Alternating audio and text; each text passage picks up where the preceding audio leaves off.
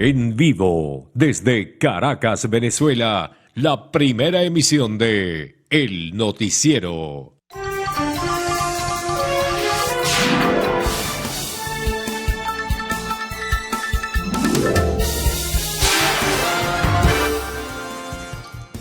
Muy buenos días, Venezuela. Gracias por despertar e informarse con nosotros en la mañana de este lunes 27 de julio de 2026. Es un gusto que nos acompañen como siempre en este recorrido de noticias en esta nueva semana. Por supuesto, hemos preparado todas las informaciones para mantenerlos actualizados en este inicio de jornada. ¿Qué tal, Salmerón? Fin de semana largo. Sí, señor, fin de semana largo. Saludos a toda la familia venezolana. Nuestro compañero Carlos Fernández está de vacaciones. Pronto se reintegra al equipo del noticiero Primera Emisión. Pero como siempre vamos a saludar a las personas que están en sintonía de esta primera emisión a través de nuestra cuenta en Instagram, quienes lo hacen con nuestra señal que llega a todo el país. También tenemos la opción de Televen Max, aquí nos vemos. Por supuesto que Televen TV en YouTube y nuestras redes sociales en X y también en TikTok, el _noticiero Televen. Son múltiples las opciones digitales y por supuesto la señal tradicional para que usted esté allí en comunicación directa con la programación de Televen. Miren, y cuando en Venezuela decimos aquí nos vemos es porque aquí nos vemos. Eso es un compromiso, es una cita, eso es formal. Por eso la nueva opción de streaming de Venezuela llega con ese compromiso. Televen Max, aquí nos vemos. Más de 100 canales de aquí y de allá con la programación que a usted le gusta y con paquetes de hasta 110 canales. Entre en televenmax.com.be, descargue y disfrute sin instalaciones, sin cableado, sin decodificador.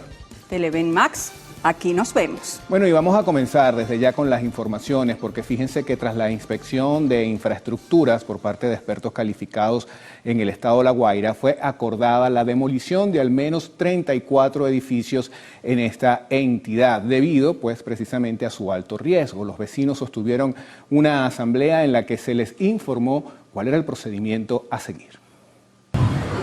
Sí, establecemos este contacto desde Playa Grande, específicamente en las adyacencias de los edificios Costa Dorada y Samantha, y es que directamente pudimos conocer de los vecinos que ante los rumores de la demolición de estas infraestructuras, las autoridades informaron que efectivamente el procedimiento queda suspendido hasta que no se haga la completa recuperación de los cuerpos que aún quedan en estas edificaciones. Escuchemos. Van a cerciorarse de que no haya cuerpo, porque en el Samantha realmente no murió nadie, pero en el de al lado, Costa Brava, creo que se llama, sí hay unos fallecidos que aún no se han encontrado y que están ahorita en ese tratando de ver cómo los ayudan para ver si consiguen los cuerpos. El procedimiento contempla una mesa técnica que involucra autoridades de todos los niveles del gobierno, entre estos Contraloría y Catastro Municipal, así como los ministerios de Obras Públicas, de Hábitat y Vivienda y la Compañía Anónima Venezolana de Industrias Militares, CAMIN. Acaban de decir el viceministro de Infraestructura que, bueno, después de haber realizado varios estudios, porque hay una mesa técnica donde se reúnen gente, bueno, ingenieros venezolanos y también internacionales, y que se determinó que, bueno, que el edificio es considerado un alto riesgo para toda la comunidad y bueno, va a ser uno de los primeros implosionados y bueno, nos están dando todas las pautas de cómo va a ser el procedimiento, de que nos van a dar, que se nos va a dar un oficio para que nosotros tengamos como esa resolución como más tecnicismo, ¿no? Y también que la gente de Catastro también nos va a dar nuestro certificado de nuestro terreno. Asimismo, pudimos conocer que hasta ahora hay 34 edificios en el estado de La Guaira que han calificado para demolición, esto por parte de la Comisión Presidencial para la Evaluación de Habitabilidad de Infraestructuras. Desde el estado de La Guaira, Ami Torres, Televen. Gracias, Ami. Sedimentos, barro y basura dejaron las lluvias del fin de semana en el sector Santa Ana de Carapita, en la parroquia Antímano. Vecinos aseguran que las anegaciones son frecuentes con el incremento de las precipitaciones. Mardoley Prin tiene los detalles. Adelante. En la tarde-noche del sábado, las redes sociales mostraron cómo el aguacero inundó la calle real del sector Santa Ana. Incluso se vio cómo la calle se convirtió temporalmente en un río que arrastró al menos 3 motocicletas. Para los vecinos, no es extraño que la calle se inunde cuando llueve. En parte se debe a la cantidad de desechos que afectan las alcantarillas. Esto siempre es empinado, todo lo que viene de arriba tranca acá abajo. ¿Había llovido como otros días? No, ayer estuvo intenso la cosa. ¿Qué piden ahorita para que esto no les pueda pasar en los próximos días? Porque vienen más lluvias. La gente no colabora, la gente no tiene sentido de pertenencia ni de cuidado para sus vecinos. O sea, todo el mundo, mira, aprovechan de lanzar cauchos para la calle para que el agua se lo lleve más abajo. Bueno, eso siempre pasa cuando llueve para allá arriba, que baja siempre ese río. ¿Desde el Junquito? Sí, prácticamente desde el Junquito, porque aquí no llovió mucho. La segunda lluvia fue que llovió más o menos duro y con brisa, que esa sí se asustó bastante. Para otros vecinos, la afectación está relacionada con el mantenimiento de la quebrada cercana. Debido a los trabajos que hicieron en la quebrada, desde entonces la quebrada se desborda por la calle. Por eso es que esto se pone así, viene desde el Junquito, los sectores de Carapita, las torres. Tomar causa, tomar asuntos y estar más pendientes de esto, porque lo del terremoto, y ahorita viene esto, aquí hay una quebrada cerca, y bueno, cuando esto se desborda, esto se lleva a carros, motos, de todo. Este domingo en el sector Santa Ana habían varias cuadrillas de la Corporación de Servicios Municipales de Libertador en labores de limpieza. Pero las lluvias no son lo único que deben enfrentar los residentes. Temen por la pronta caída de un árbol de la zona. Este árbol puede ocasionar de que cuando se caiga por la lluvia pueda causar una tragedia, porque están las guayas. Los vecinos también hacen el llamado para la reparación de un hueco en la vía que desde este fin de semana dejó expuesta parte de la tubería de Aguas Blancas y temen que la misma colapse por el tránsito de la zona. Mardoley Prin, Televen.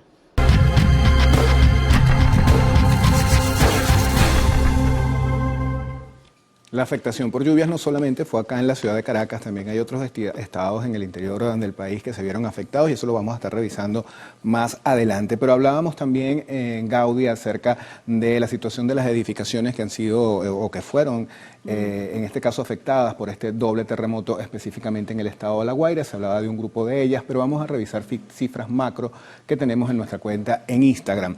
Nos dice lo siguiente: avanzan las evaluaciones inspeccionadas, más de 30.000 edificaciones en el país. Según José Rangel, miembro de la Comisión Presidencial para la Habitabilidad de Viviendas e Infraestructura, cerca de 16.000 construcciones no presentan riesgos estructurales y recibieron la etiqueta verde, lo que certifica su total seguridad. Sin embargo, más de 13.000 obras resultaron afectadas, 6.737 recibieron etiqueta amarilla por requerir reparaciones para ser habitables, mientras que más de 6.000 obtuvieron etiqueta roja por daños graves que exigen desalojo y también demolición.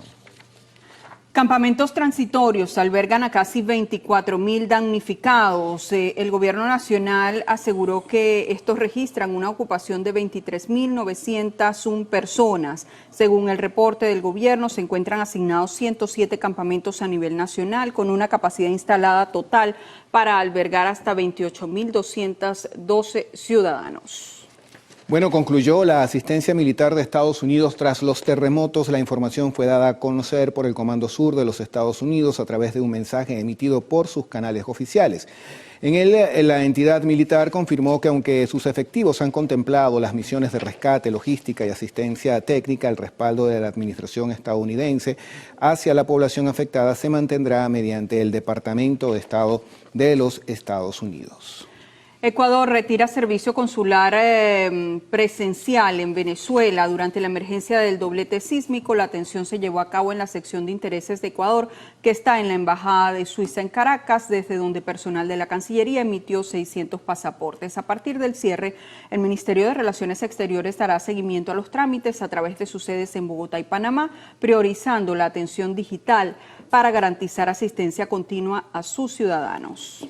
UNEX expulsa a 4 estudiantes en Barinas tras indignante video viral. El anuncio fue realizado por el decano del núcleo Barinas, Jesús Manuel González, luego de que los organismos disciplinarios determinaran que los involucrados incurrieron en faltas gravísimas contra la moral, el honor y el reglamento interno. El representante académico enfatizó que la disciplina, la ética y el respeto a la ley son pilares innegociables en la formación que imparten en esta casa de estudios.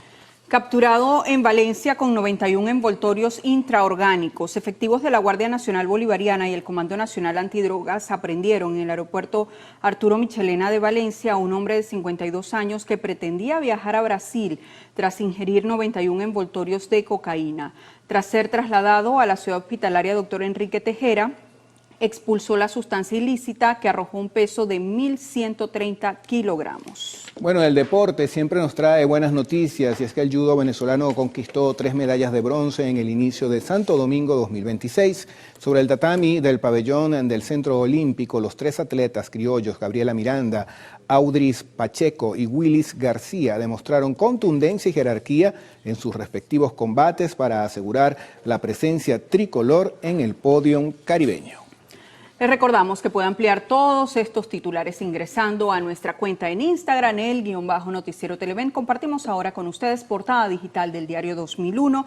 Ellos destacan el siguiente titular: la etiqueta roja no es sentencia de demolición. El ministro Garcés explicó que el Ejecutivo estudia con rigor cada caso tras los sismos. Asegura que trabajan junto al sector privado en la reconstrucción de las zonas afectadas por los temblores. Otros titulares que destaca 2001 en su portada. Con fotografía. Van más de 70.000 censados para casas. Tema internacional: abaten a autor de atropello masivo en Alemania. Hay al menos 29 lesionados. El titular del Interior indicó que fue un ataque islamista. Más abajo se lee: presidentes acudirán a la investidura de Keiko. El rey de España confirmó su asistencia al acto que se llevará a cabo el 28 de julio. Por supuesto, hacen referencia a Keiko Fujimori, nueva presidenta de Perú.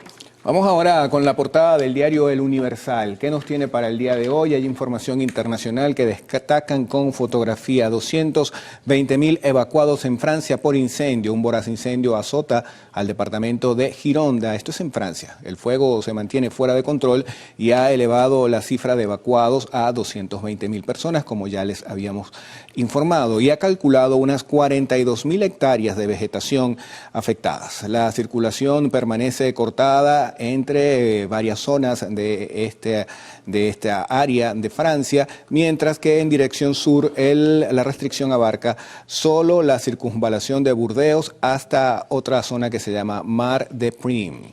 Otros temas que están presentes en la portada del diario El Universal nos dice lo siguiente: John Barrett, Estados Unidos reitera apoyo a Venezuela tras los sismos. Estados Unidos ya ha comprometido más de $386 millones en asistencia humanitaria. Prevén reactivación progresiva de Maiquetía entre 10 y 12 semanas. Y también en esta portada se señala lo siguiente: registrado un sismo superficial de 3.6 grados en el sur de España. No dejó daños.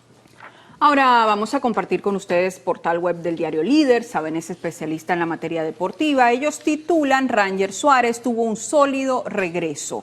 En detalle la nota asegura que este domingo los Medias Rojas de Boston reactivaron al zurdo de la lista de lesionados y casi se lleva la victoria en el triunfo 6-1 sobre los Azulejos de Toronto. Limitado a una cantidad de lanzamientos, el venezolano trabajó por espacio de 4.0 entradas en blanco, en las que realizó 64 envíos, 42 de ellos en la zona de strike.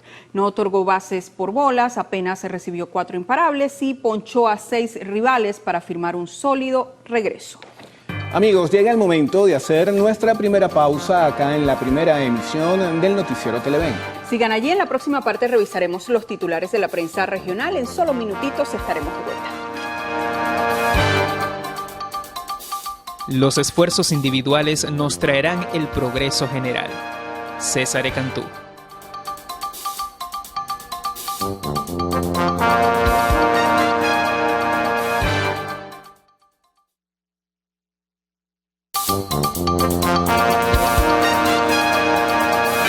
Seguimos con más noticias. En Táchira, la Autoridad Única de Salud negó que en la entidad haya alerta por la presencia de casos de hantavirus. Anunció que la Corporación de Salud de la entidad ha comenzado la segunda etapa de eliminación de roedores como política preventiva.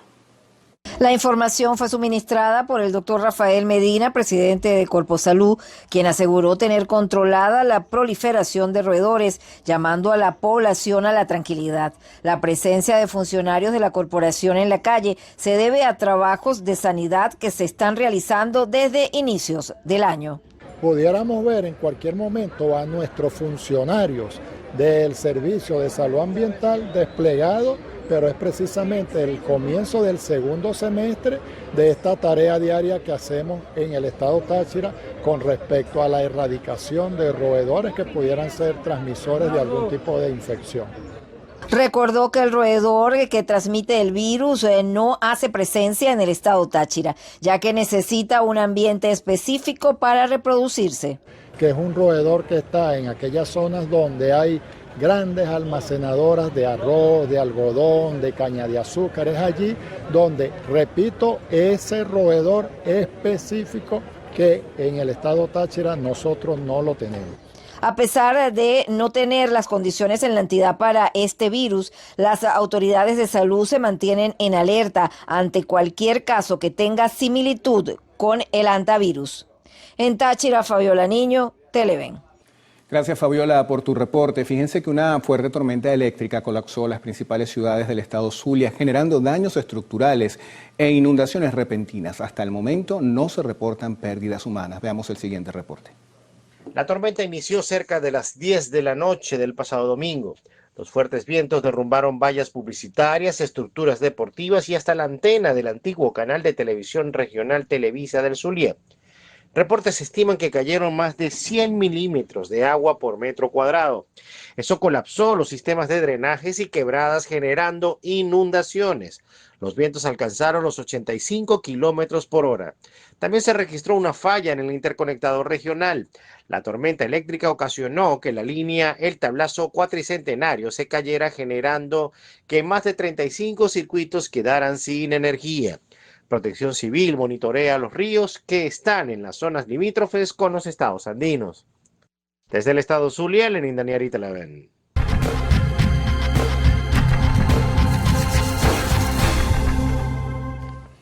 Bueno, complicada la situación con las lluvias en varias entidades del país. Estaremos, por supuesto, haciendo seguimiento. Vamos ahora sí con la revisión de la prensa regional. Vamos a iniciar este recorrido en Táchira con el diario La Nación. Ellos titulan: "No hay paso de vehículos entre Barinas y Mérida".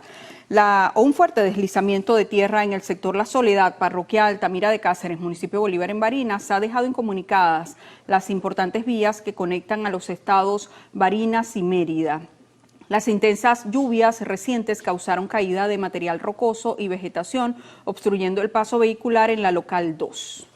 Bueno, seguimos revisando más de la afectación por lluvias y acá tenemos lo siguiente. Protección Civil mantiene monitoreo en el río Neverí de Barcelona tras superar su nivel crítico, que está ubicado en 3,80 metros. Ante esta situación, la Dirección de Protección Civil de Barcelona informó que mantiene este monitoreo permanente. El director del organismo, Eduardo Guacarán, explicó que el equipo realiza mediciones del río 3 veces al día como parte de las acciones preventivas. De acuerdo con el último reporte del Sistema Nacional de Riesgos, el nivel del agua alcanzó los 3,89 metros, luego de aumentar 78 centímetros con respecto a la medición anterior de 3,11 metros.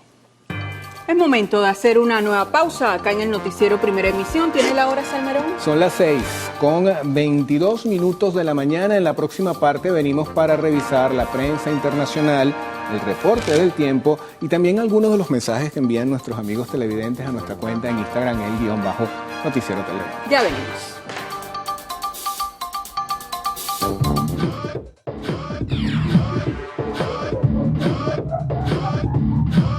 Meta anunció que comenzará a implementar herramientas de supervisión parental en Threads antes de finalizar el mes de julio, ampliando así los controles de su Family Center a esta plataforma de redes sociales. Los padres y tutores podrán ver cuánto tiempo ha pasado su hijo adolescente en Threads cada día durante la semana anterior, incluido el uso diario promedio. La compañía señaló que los límites de tiempo se aplicarán al tiempo total acumulado en varios dispositivos si Threads se utiliza en más de uno. Las nuevas herramientas permiten a los padres establecer límites de tiempo diarios para el uso de Threads y bloquear el acceso durante determinados días y horas. Las cuentas de adolescentes en Threads cuentan actualmente con protecciones automáticas, como cuentas privadas y límites sobre el contenido que los jóvenes pueden ver, lo que evidencia que el control parental es cada vez más una prioridad en el mundo digital. Ricardo Raad, Televen.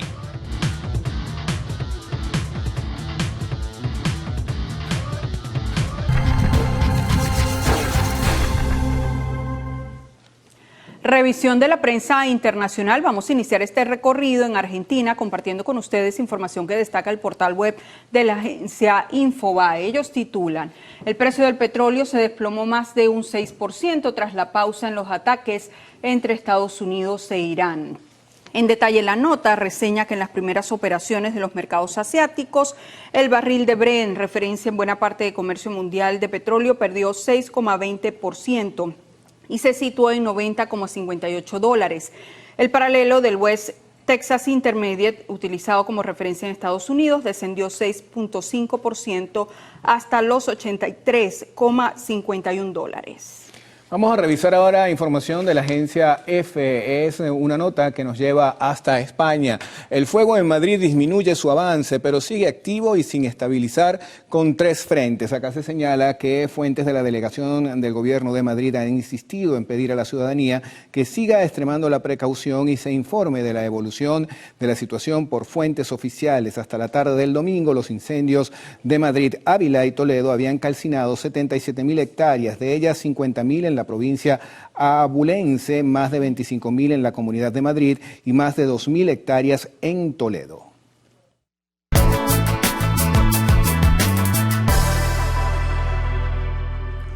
Bien, revisemos las condiciones del tiempo gracias al reporte que nos ofrece el INAME. Para las próximas 6 horas, Venezuela amanece con abundante nubosidad y lluvia. Se esperan precipitaciones de intensidad variable en Amazonas, Falcón, Bolívar, Guayana Esequiba, Mérida, Trujillo y Táchira. La onda tropical número 30 se encuentra desplazándose por el occidente del país. Veamos el pronóstico en detalle. Caracas tendrá abundantes precipitaciones. La temperatura mínima será de 18 grados centígrados y la máxima de 28. ¿Qué hay de Valencia? Pues parcialmente soleada. Temperatura mínima 21 grados centígrados y la máxima 33. Nos vamos a Maracaibo, atención, lluvias con descargas eléctricas, parcialmente nublado, también estará la capital del estado Zulia, temperatura mínima 22 grados centígrados y la máxima 37. Recuerde usted que este reporte es válido hasta las 12 del mediodía de hoy. Para más información, ingrese a la página web www.iname.gov.be. Vamos ahora con Ricardo Salmerón y esos mensajes que ustedes hacen llegar a nuestra cuenta en Instagram.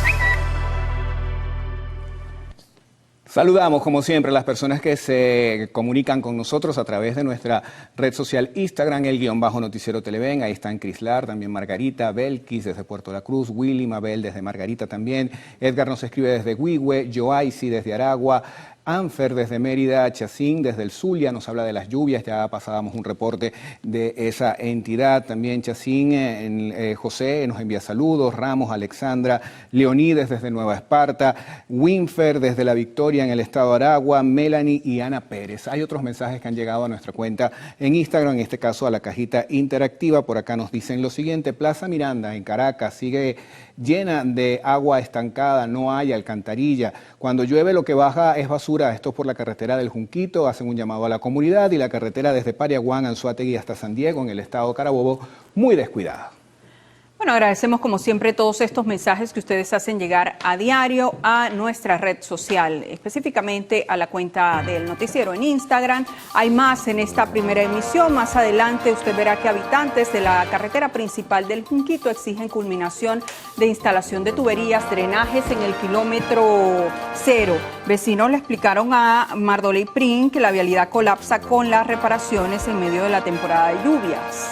Desde el Estado Lara exhortan al gobierno nacional a unificar cifras de pérdidas humanas, daños en estructuras y también la cantidad de personas desaparecidos, con el balance que tienen organismos internacionales que han ayudado a Venezuela tras el doble sismo. Ramón Vélez tiene los detalles de esta nota.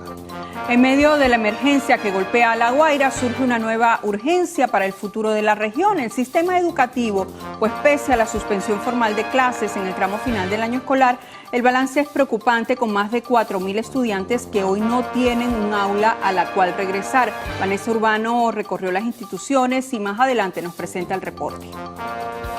Información internacional: presidente de Francia, Emmanuel Macron, convoca a una reunión del gabinete de crisis por los incendios en el país que han dejado miles de personas evacuadas.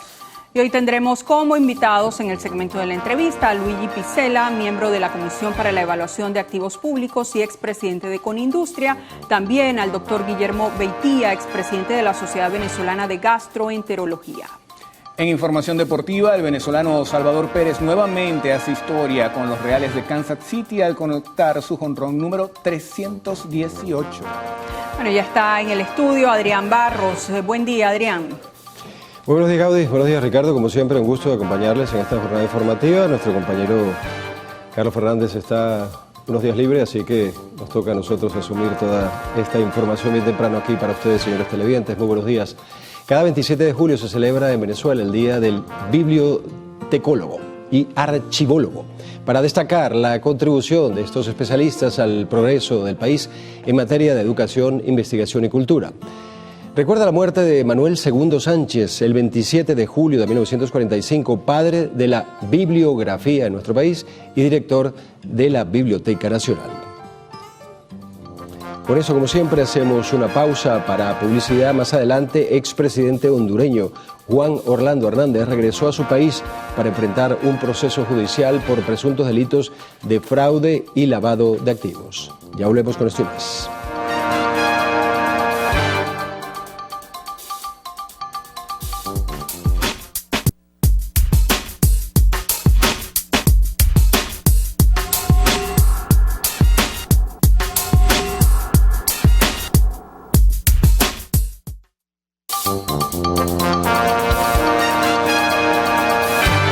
Continuamos con las informaciones. La Cancillería de la República anunció el inicio del proceso para retirar definitivamente a nuestro país de la Corte Penal Internacional.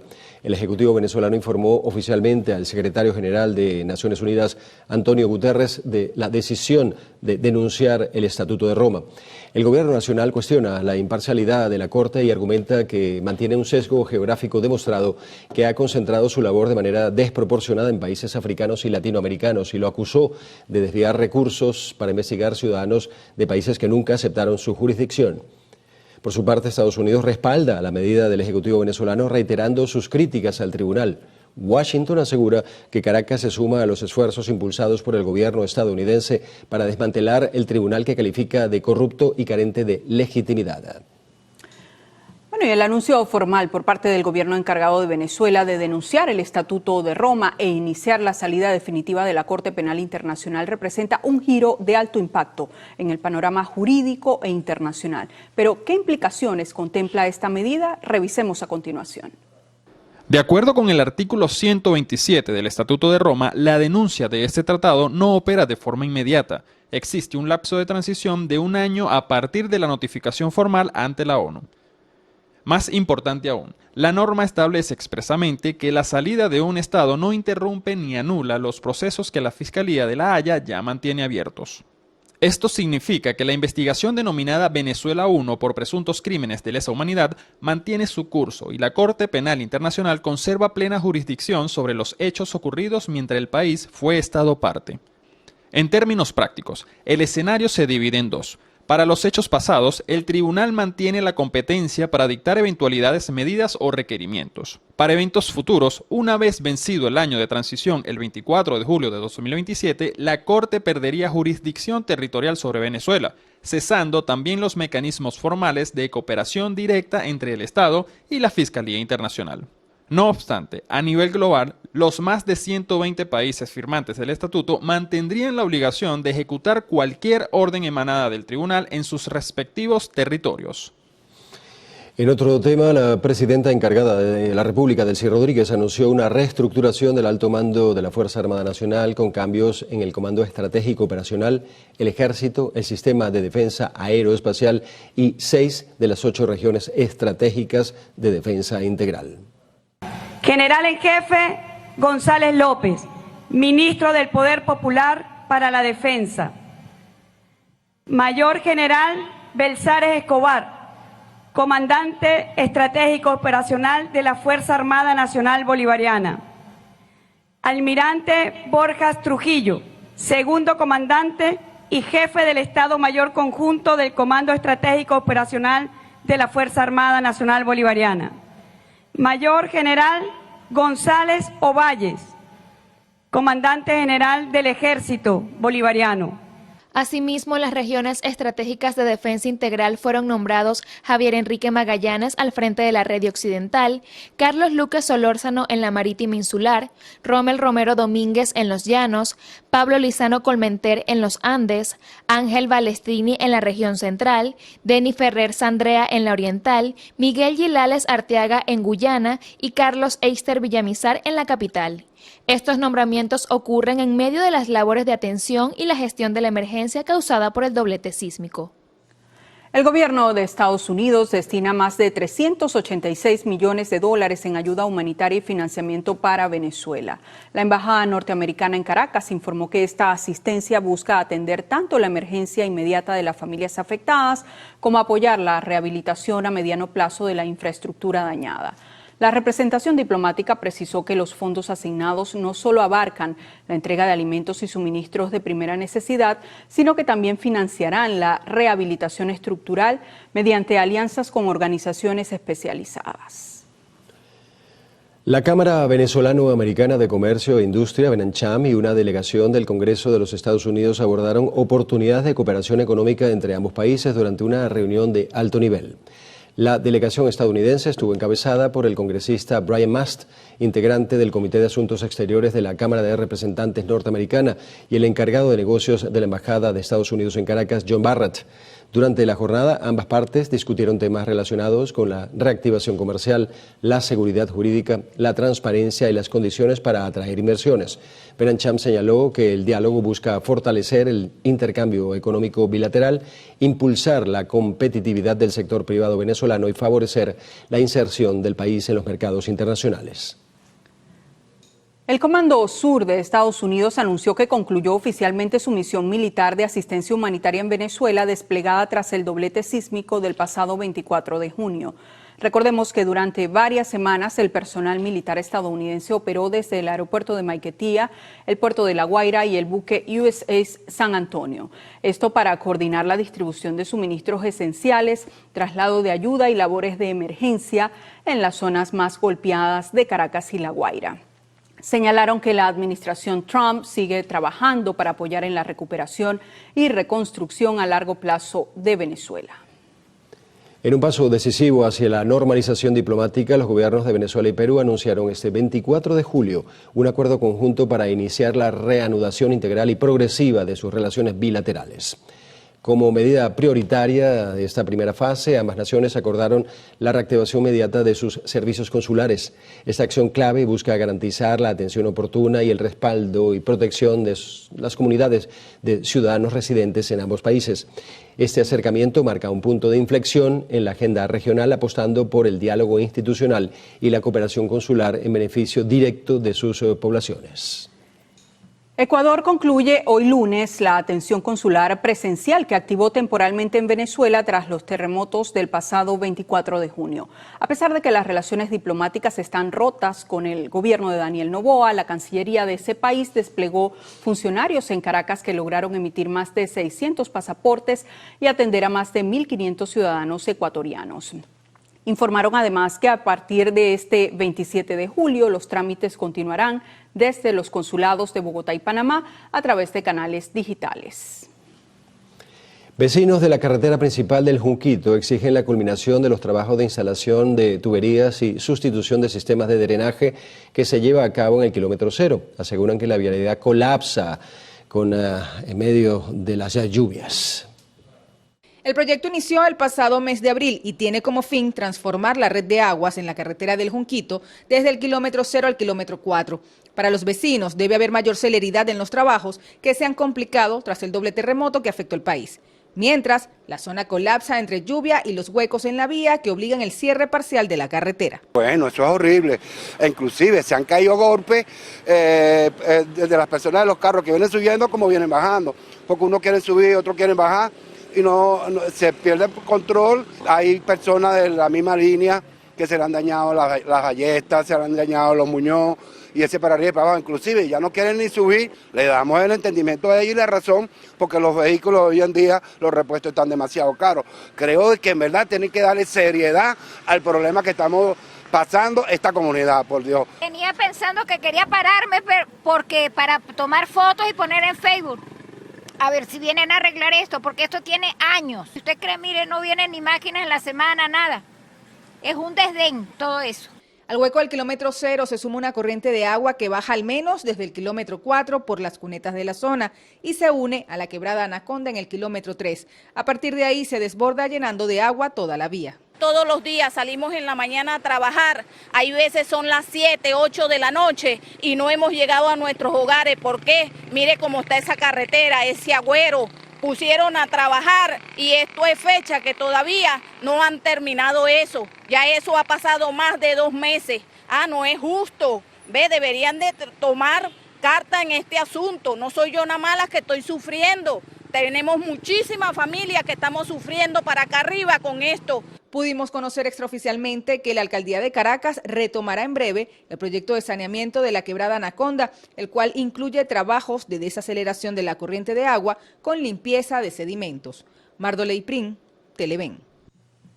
El secretario de Prevención y Seguridad de la Gobernación del Estado Monagas, Eduardo Almérida, informó que el paso de la onda tropical número 29 no dejó daños en la entidad. Sin embargo, como medida preventiva se mantiene el despliegue de 900 funcionarios.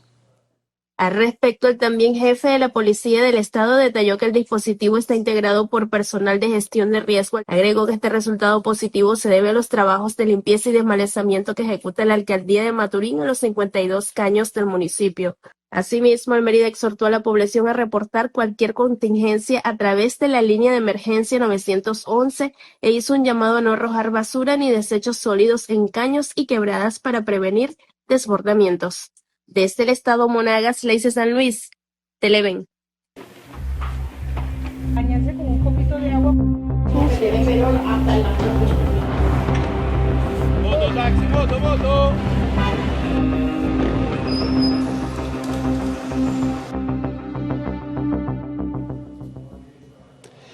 Tu Voz en el noticiero recorrió el sector Los Manantiales de Tinaco, en el estado Cojedes, donde los vecinos denuncian que conviven con un bote de aguas negras desde hace varios años. Nuestra corresponsal María Yacevit Bolívar nos tiene los detalles. Sí, muchas gracias por el contacto que establecemos a esta hora. Y es que vecinos de este sector aseguran que esta problemática tiene ya más de 5 años y que ha ido empeorando con el pasar del tiempo, afectando a varias familias de diversas calles de esta comunidad. Se le hago un llamado que por favor, porque esto cuando llueve, cuando por ejemplo llega agua a los otros sectores, esto es un bote de día y noche. Y aquí hay niños con enfermos, hay personas con discapacidad, hay personas de adulto mayor enfermos. Entonces de verdad que le hago un llamado a los gobernantes que por favor nos arreglen esto, porque ya es demasiado y no tiene 2 días, esto tiene bastante tiempo. Lo que nos dicen es que son los conectores de la calle principal, aquella Pueblo Nuevo que se ve allá, que están dañados. Incluso el alcalde estuvo la otra vez y él dijo que él podía dar unos tubos, pero que él no podía colocarse a reventar la calle porque podía meterse en problemas. Que cada vez que llegan las lluvias, las cloacas se desbordan, entonces el olor es insoportable, tanto para la comunidad como para los vecinos de la comunidad, porque es un olor que llega lejos. Entonces, no obstante con el olor, también la contaminación, ya que por aquí se han presentado ya varios casos de dengue, de infecciones en la piel, por lo mismo del olor, el agua, y es algo complicado. Vecinos de esta comunidad aseguran que aunado a este gran bote de aguas servidas, cuentan con un servicio de agua potable deficiente, por lo que hacen un llamado a los entes gubernamentales en abocarse a solventar estas problemáticas. Esta es la información que traemos para todos ustedes a esta hora y con ella retornamos el pase al estudio en Caracas. Adelante. Gracias. Tu Voz en el noticiero también se trasladó a una comunidad del municipio San Francisco del estado Zulia. Allí denuncian falta del servicio de gas doméstico desde hace años. Aseguran que pese a las constantes denuncias, hasta el momento ninguna autoridad les ha solucionado el problema. La mayoría no tiene para comprar bombonas de gas. En el barrio Nectario Andrade La Barca de la parroquia Marcial Hernández resuelven como pueden. Si les toca racionamiento, sus cocinas eléctricas quedan inservibles. Por eso se preparan. Cocino antes todo, pero cocino cuando se vaya la luz, entonces no ya tengo todo cocido. Inclusive el almuerzo lo tengo cocido ya. El alcalde anterior, Gustavo Fernández, en 4 años no resolvió el problema de los vecinos y el nuevo, por los momentos, no logra solucionarlo. Mientras tanto, les toca adaptarse. Muchos de quienes allí viven cocinan a veces con leña y carbón. Nos prometió que iban a arreglar eso y se quedó en puras promesas. El que está actual ahora, año 2026, hizo por ahí unas caminatas que nos iban a ayudar y la fecha que es ya para 2027 y tampoco nada. Lo peor es que zonas cercanas tienen el servicio. Debe tratarse de una falla puntual sin solución que mantiene a los vecinos así, sobreviviendo sin gas doméstico. Desde el estado Zulia, Lenín Daniel Televen. En el estado de Mérida, habitantes de las parroquias Arias y Jacinto Plaza del municipio Libertador hacen un llamado a las autoridades debido a las malas condiciones en las que se encuentra la vía en el Cafetal, producto de los constantes deslizamientos de tierra. Nuestro corresponsal Jade Delgado nos tiene los detalles. Hola, gracias por el pase. Sí, este es el sector El Cafetal, lugar donde habitan una importante cantidad de personas. Esta situación no es nueva. Ocurrió el pasado 24 de junio del año 2025, cuando las lluvias azotaron la entidad andina. Observen ustedes el barranco y, por supuesto, parte del deslizamiento que se ha registrado, más que todo en época de lluvias. Quienes habitan en esta zona indican que transitar por este lugar se ha convertido en un riesgo y hacen un llamado a las autoridades. Bueno, que esto está peligroso, aquí ya se manda un carro para allá, para abajo, y esto está fea, la carretera está fea. A ver si le hay una mejoría. Usted como habitante de esta zona, ¿cómo se ve afectado con esto? Bueno, pues yo a veces paso y a veces no paso porque está peligroso. ¿Y desde hace cuánto ocurre esto acá? No, esto ya tiene 1 año y pico ya. Todo el tiempo estamos lo mismo así, sin paso. Sí, cada nada lo tranca porque cada nada se baja eso. Por ejemplo, ¿usted vive dónde? Aquí, el Rincón Bajo, San Jacinto. ¿Y si se va por el otro lado? No, el otro lado demasiado lejos va a pasar. A la vuelta de Lola, como 1 hora. ¿Y por este lado? Por este lado son 10 minutos. 10 minutos de centro aquí. Ya, eso ya es como una burla que tienen aquí. Las autoridades informaron que ejecutan trabajos para recuperar la vía y han restringido el paso por precaución. Hemos emitido un informe donde hay interrupción total de ese paso. ¿El paso está cerrado para todos, vehículos, motos? Sí, debe estar cerrado. Estamos haciendo los grandes esfuerzos, conjunto con la policía municipal, estatal, para no permitir el acceso por esa arteria vial. De acuerdo con los testimonios de personas que han pasado por acá, por este sitio, indican que es una situación de bastante riesgo cada vez que se registran fuertes precipitaciones y cuando ellos están atravesando por este lugar comienzan a originarse derrumbes, por lo que piden atención urgente. Es la información que tenemos hasta el momento y vuelvo con ustedes al estudio. Bañarse con un poquito de agua. Moto, taxi, moto.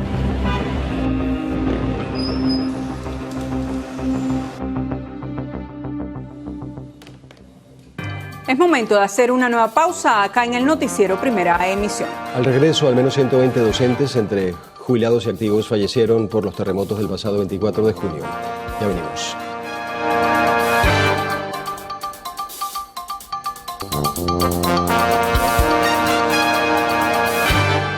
Mientras en La Guaira la emergencia no cesa y familiares continúan en la búsqueda de sus seres queridos, surge otra necesidad para la recuperación del Estado. Hablamos de la educación, a pesar de que las clases fueron suspendidas y que muchos ya estaban culminando el año escolar. Existe una lista de colegios afectados donde más de 4.000 alumnos quedaron sin aulas de clase. Para conocer los detalles, Vanessa Ormano hizo un recorrido por las instituciones escolares de la zona y nos trae el reporte. Vanessa. Hoy, decenas de colegios en el litoral central se encuentran en ruinas o con sus estructuras comprometidas. Según las cifras oficiales que se manejan de los 316 colegios que hay acá, más de 160 tienen daños severos. 11 de estos colapsaron en su totalidad, pero hay otros que tienen una pérdida mayor, el fallecimiento de sus alumnos y docentes. Con mucho dolor y tristeza, pero también con fe, estamos hablando de 23 alumnos fallecidos y hay desaparecidos unos cuantos. Iniciamos en la parroquia Caraballeda, una de las zonas más afectadas. El Colegio La Merced alberga más de 800 alumnos, una edificación que no sufrió grandes daños, a diferencia de 4 instituciones educativas en Catialamar, que colapsaron en su totalidad, como lo fue el Colegio José Atanasio Girardot y Ciencias del Mar, ubicados en Playa Grande. También el Colegio Gabriela Mistral y el Colegio San José, ubicados en la Avenida La Atlántida. Nuestros representantes y nuestros alumnos, los que se han acercado, nos han dicho, el colegio sigue, el colegio permanece, y no le dimos una esperanza, sino le ofrecimos lo que podíamos desde el punto de vista físico, porque desde el punto de vista espiritual y profesional lo van a tener siempre. Lamentablemente perdimos 13 estudiantes de una población de 479. Colegios que colapsaron durante el terremoto son instituciones que tienen educando a guaireños por más de 50 años. Profesores y alumnos indicaron que no descansarán hasta ver sus colegios recuperados. Se encuentran pasando notas y cerrando año escolar, mientras que el personal obrero realizaba labores de remoción de escombros en lo que fue una edificación de 4 niveles. La semana pasada yo me acerqué acá porque yo dije, o sea, el San José es mi hogar y mi hogar tengo que verlo a la disposición siempre de lo que podamos hacer y bueno, con el sueño y la esperanza de que podamos reencontrarnos nuevamente acá en estos mismos espacios. Nos encontramos en el Colegio Madre Emilia, ubicado en Maiquetía, un colegio que sufrió daños estructurales de mampostería en lo que es planta baja y piso 1. Esta institución alberga 980 alumnos desde preescolar hasta 6º año. Aún no han recibido la visita de autoridades, están en una larga lista de espera para ser atendidos. La atención que han recibido hasta el momento en lo que se refiere a la remoción de escombros ha sido por empresa privada, pero al igual que las otras instituciones necesitan de apoyo y de ayuda. Docentes nos indicaban que ya han tenido reunión previa con representantes del Ministerio de Educación para conocer los detalles de cada institución. Algunos dueños de colegios privados cuya infraestructura colapsaron tienen pensado mudar el colegio a edificaciones seguras para el nuevo año escolar y así ofrecer a su población estudiantil la continuidad a los estudios, mientras otras instituciones se encuentran en plena reparación. Cuando vinieron a revisar, se encontraron que no eran tan graves como para que no pudiéramos mejorarlo y poder trabajar cuando el ministerio lo decida.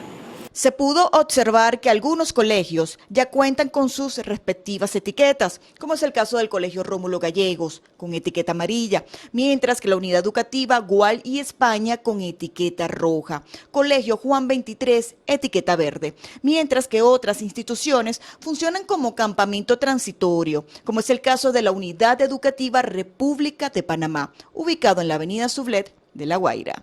Vanessa Urbano, Televen.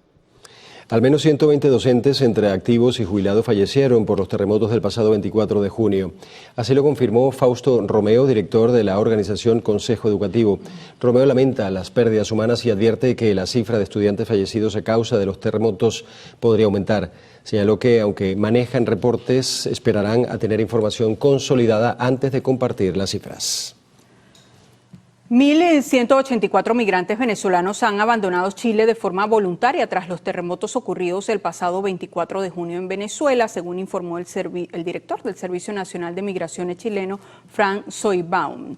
El funcionario precisó que entre enero y julio de 2026 han salido de ese país 6.722 extranjeros, en su mayoría venezolanos, al tiempo que destacó que las deportaciones de venezolanos alcanzaron las 1.270 en lo que va de año.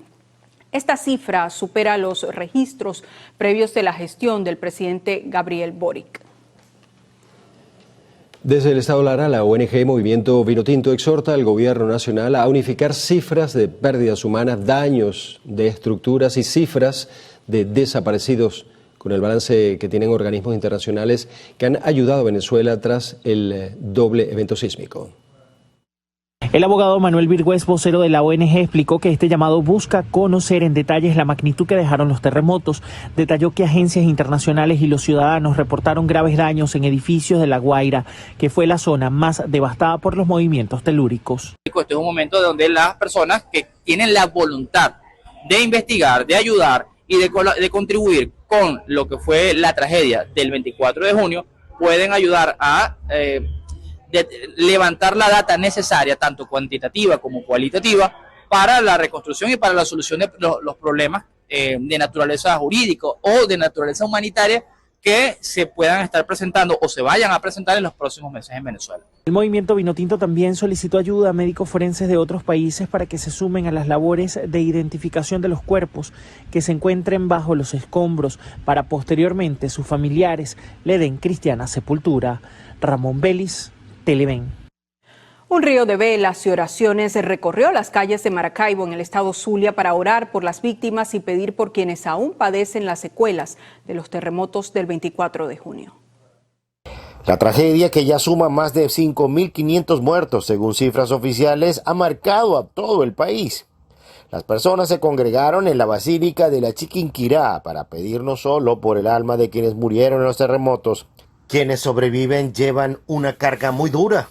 Se quedan con un enorme vacío que solo Dios sabe llenar. Por las heridas, no solamente físicas, sino también psicológicas y espirituales, al ver a sus seres queridos ahí, todavía aún bajo los escombros, como también saber que han perdido todo, los medios de vida, el trabajo, su lugar donde habitaban.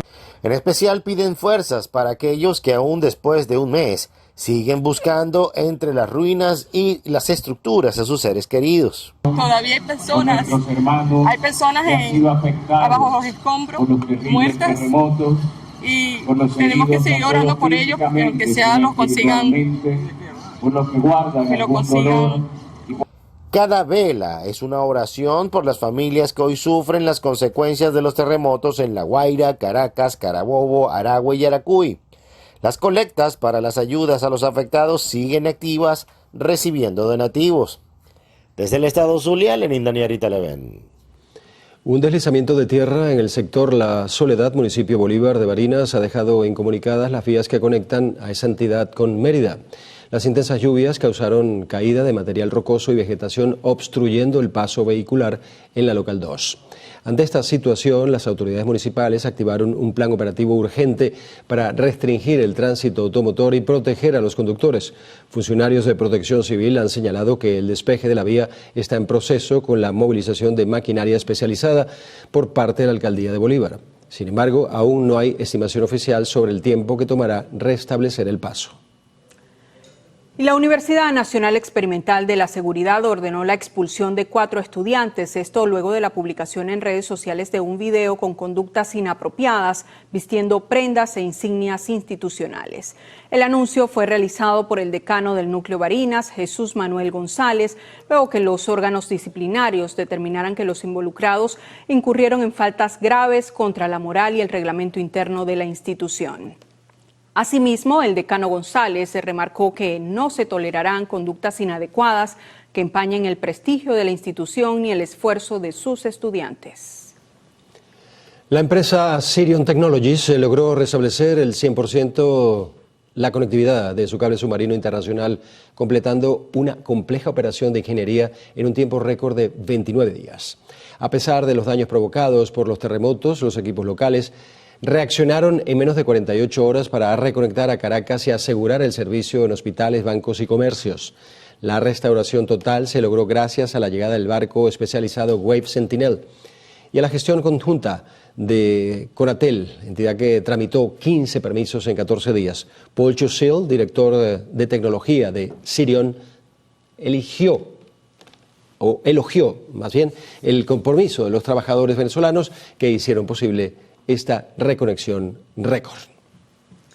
Más de 20 organizaciones y movimientos sociales debatieron estrategias de recuperación sostenible del estado La Guaira. Esto durante el segundo encuentro académico del ambiente impulsado por el Ministerio de Ecosocialismo.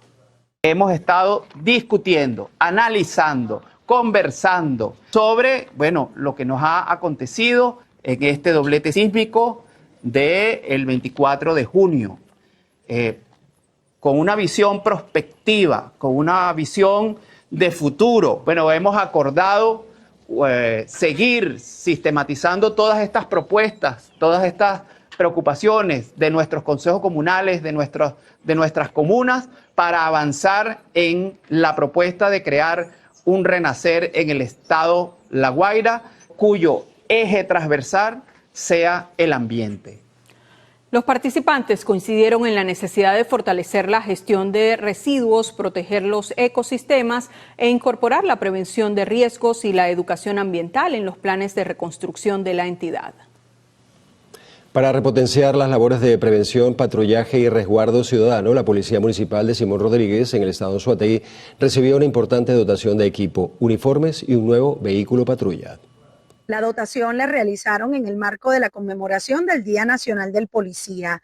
El acto estuvo encabezado por el gobernador del estado Anzoátegui, Luis Marcano, en compañía del alcalde de Simón Rodríguez, Alberto Gago, quienes hicieron entrega formal de las llaves del nuevo vehículo institucional y de los insumos como equipos de protección, cascos para motorizados e indumentaria de calzado, conos de seguridad vial, cintas de delimitación y bombillos LED recargables. El alcalde Alberto Gago enfatizó que este equipamiento permitirá reforzar significativamente la capacidad operativa del organismo policial, consolidando los recientes despliegues y operativos de seguridad nocturna que se ejecutan en las distintas comunidades del municipio. Desde la zona sur del estado Anzoátegui, Susana Quijada, Televen. Representantes del sector comercio y prestadores de servicios solicitaron al nuevo superintendente del CENIAT, Román Maniglia, impulsar una reforma tributaria orientada a promover el crecimiento económico y un modelo fiscal que, según los gremios, sea más equilibrado y menos punitivo. Fede Cámaras, Concecomercio, Conindustria, la Asociación Venezolana de Exportadores y cámaras regionales propusieron armonizar el sistema tributario en los 3 niveles de gobierno. Además, plantearon modernizar los procesos mediante la integración tecnológica de las instituciones públicas y revisar la carga impositiva. Entre las propuestas destacan ampliar el plazo para declarar el IVA, reducir las retenciones del impuesto sobre la renta, eliminar el IGTF y simplificar los trámites vinculados al comercio exterior y la actividad productiva. Representantes del sector transporte en el estado Lara solicitan que haya mayor operatividad en las estaciones de servicio que despachan gas natural para vehículos. Hay escasez de gas de las estaciones de servicio que están funcionando, que de las 21 estaciones de servicio nada más que funcionan 9, y cuando se dañan algunas, entonces eso colapsa la situación, y eso hace que tengamos que amanecer pues en las estaciones de servicio, y por ende se perjudica el servicio de transporte colectivo. Destacaron que el abastecimiento de combustible subsidiado ha sido también un tema insuficiente para ellos poder cumplir con la meta de atención a diferentes sectores que están ubicados en diferentes rutas urbanas. En el estado Lara, Ramón Vélez, Televen. Es momento de revisar los números que mueven al país. Veamos lo que nos tiene preparado Fabián Campos en Flash Económico.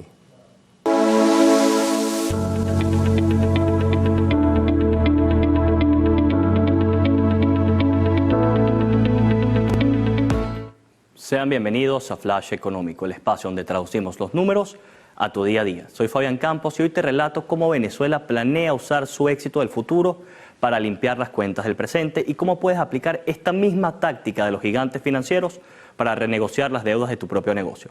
Comenzamos.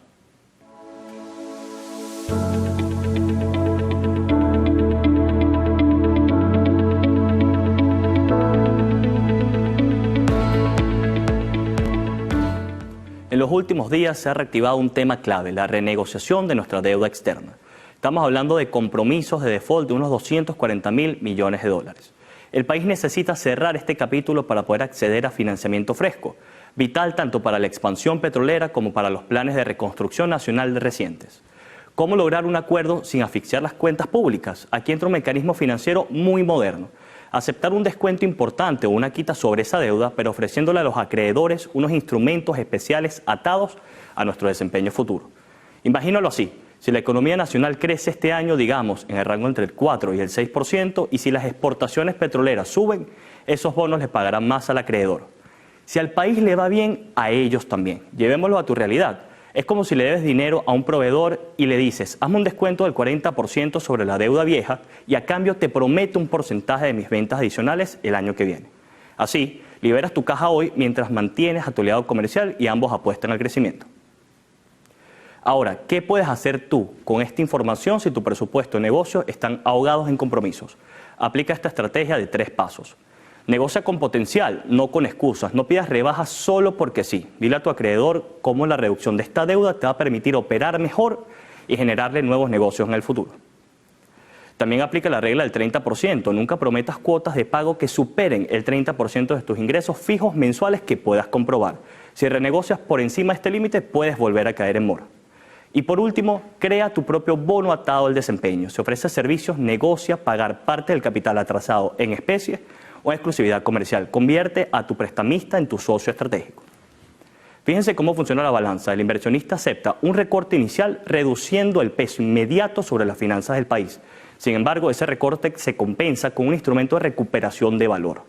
Dado que el país proyecta mantener un crecimiento positivo este año a pesar de las adversidades logísticas y de contingencia, el acreedor calcula que ese 6% de expansión económica le va a generar rendimientos suficientes para recuperar su dinero.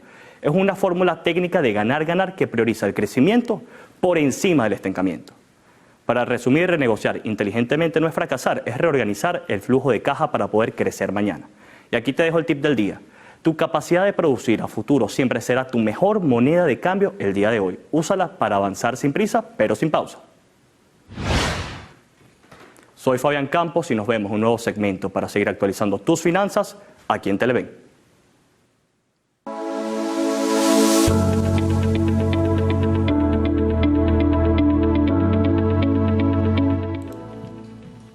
Es momento de hacer una nueva pausa acá en el noticiero Primera Emisión. En la próxima parte, Gaudí Peroso conversará en la entrevista con el doctor Guillermo Beitia, gastroenterólogo y expresidente de la Sociedad Venezolana de Gastroenterología. Ya venimos.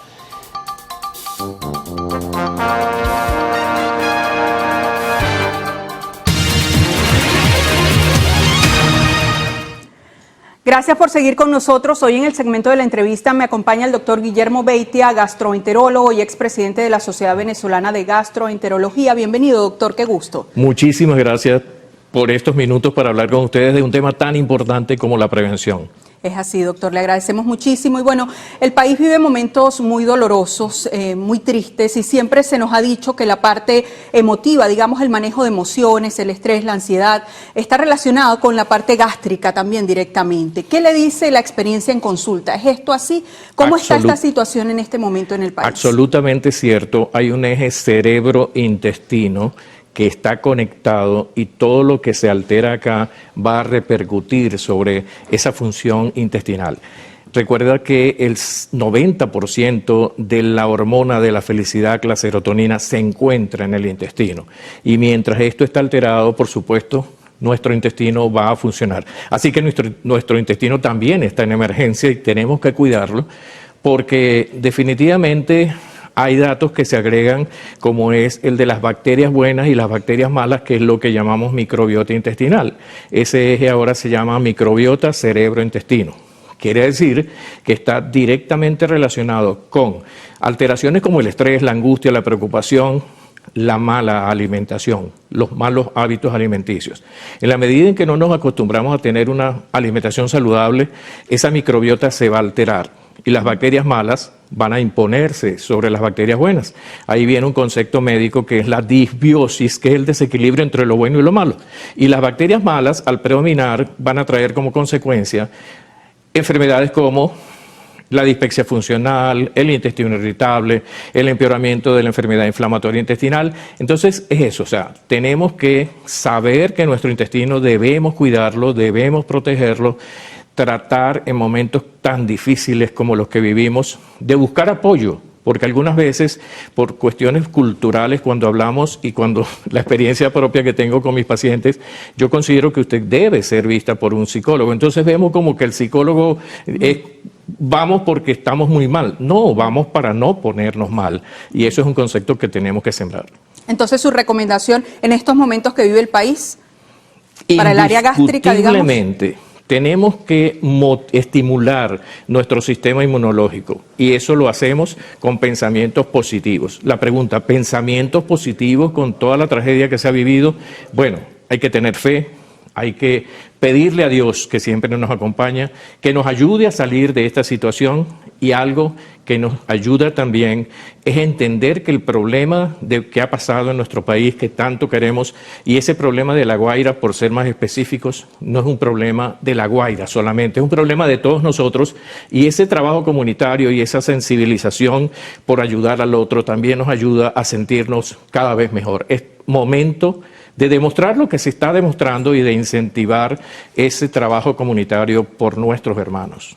Ahora, precisamente, doctor, quisiera hacer foco en La Guaira, si me lo permite, porque pues es una situación muy grave la que se está viviendo allí. ¿Tienen ustedes reportes de cómo está la salud gastrointestinal en este momento? Sobre todo porque estamos hablando de personas que perdieron sus viviendas y ahora están en refugios. Sí, tengo algunas pacientes que ya han consultado porque, por supuesto, están en crisis de su problema inflamatorio intestinal. Casualmente este fin de semana vamos a hacer una jornada con especialistas de diferentes áreas para ayudar a nuestros hermanos de La Guaira para que actualicemos con ellos todos esos puntos que deben tener en cuenta para que no empeore su situación de salud. Es un trabajo necesario y con muchísimo gusto lo vamos a desarrollar. Ahora, quisiera su recomendación para estas personas que están en refugios en cuanto al manejo, la manipulación de alimentos, que es un punto tan importante para preservar la salud gastrointestinal. Sí, eso es importantísimo. Cuando hablamos de alimentación saludable, debemos entender que se puede lograr. No es fácil, porque hasta para nosotros mismos que vivimos en este estrés permanente, muchas veces queremos acostumbrarnos a un régimen alimenticio bueno y no es fácil. Pero sí tratar en lo posible de tomar mucha agua, hidratarnos muy bien,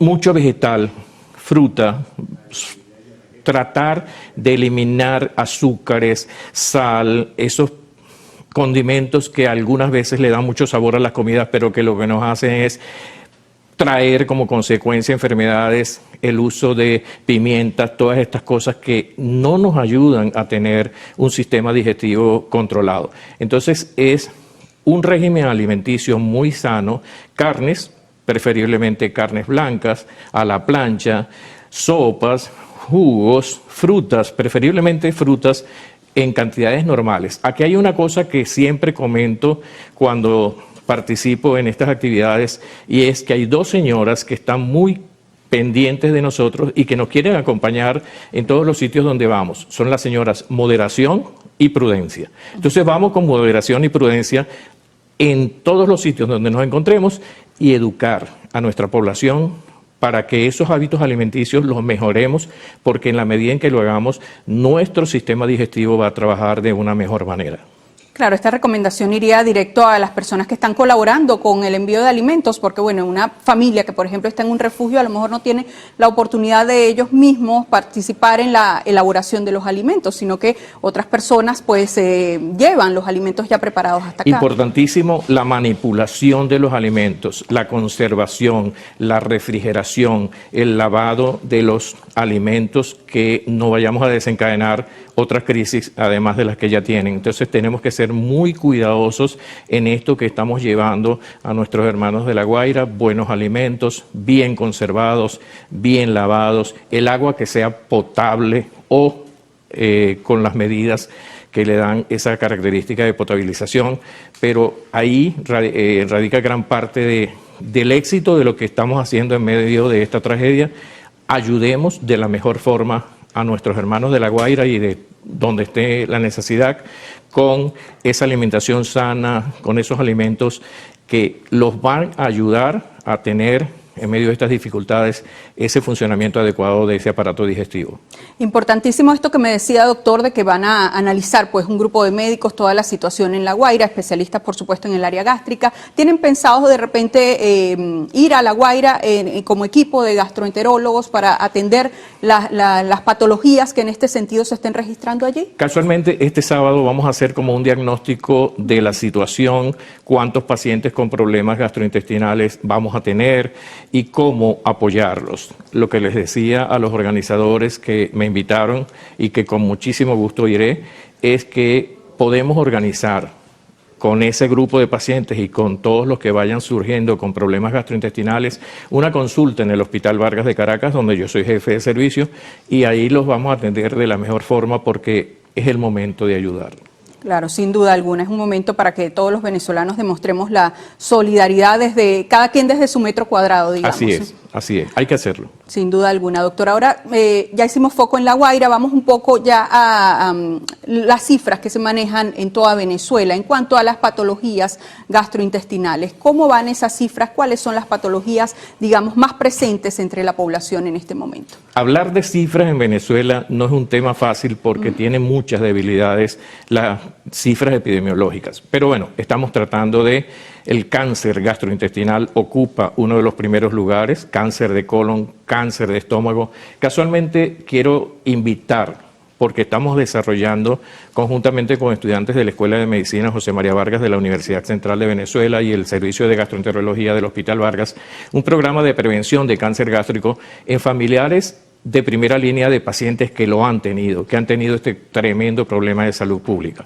Y los invitamos para que vayan al servicio de gastroenterología, se anoten, les vamos a hacer una gastroscopia, le vamos a tomar biopsia y de tener positivo el Helicobacter pylori, que es una bacteria que se asocia con el cáncer gástrico, no es que todo el mundo, y esto es importante aclararlo, no es que todo el mundo que tenga Helicobacter pylori va a hacer cáncer gástrico, no, es un pequeño porcentaje.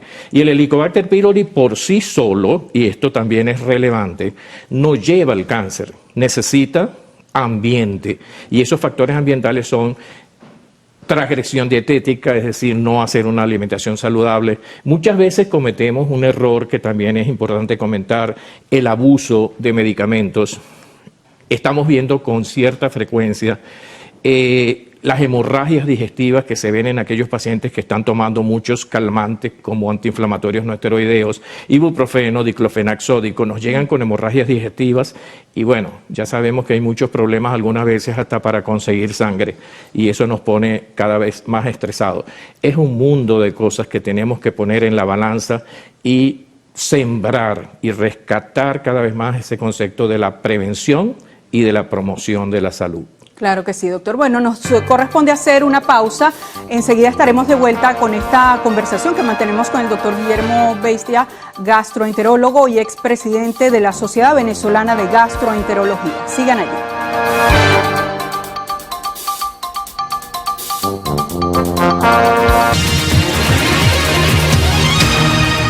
Bueno, continuamos conversando con el doctor Guillermo Beitia, gastroenterólogo y expresidente de la Sociedad Venezolana de Gastroenterología. Doctor, me anunciaba estas jornadas que van a hacer para detección de cáncer en las vías gástricas y quería más información al respecto. ¿Va a ser en el Hospital Vargas? ¿Tiene algún costo esto? ¿Qué días? Es un programa que hemos desarrollado debido a que el cáncer gástrico ocupa esos primeros lugares en mortalidad que comentaba.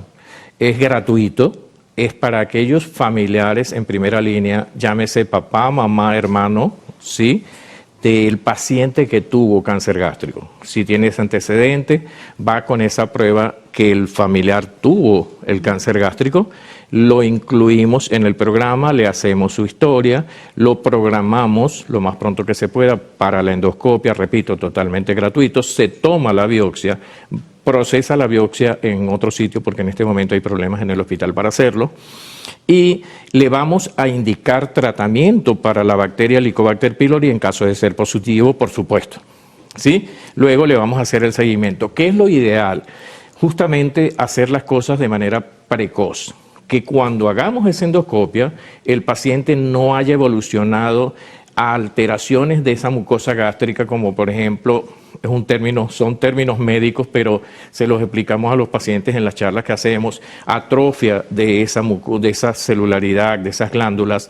Hay otra fase que va a la metaplasia, a la displasia y luego al cáncer. Es como que la cascada de pasos para llegar al cáncer. Ideal sería, por eso hacerlo precoz es fundamental, que ese paciente no haya ya hecho esas lesiones que consideramos y que llamamos precancerosas o premalignas. ¿Por qué? Porque preceden al cáncer gástrico.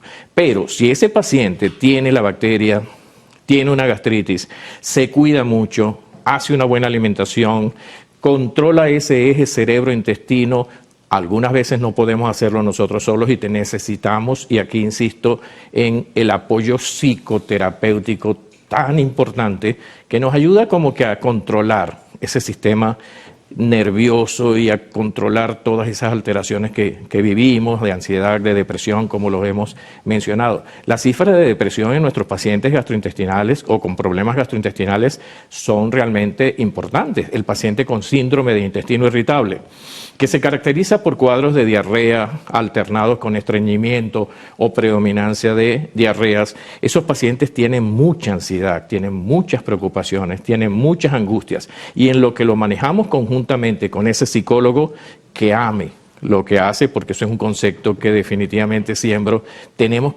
debemos tenerle amor por lo que hacemos.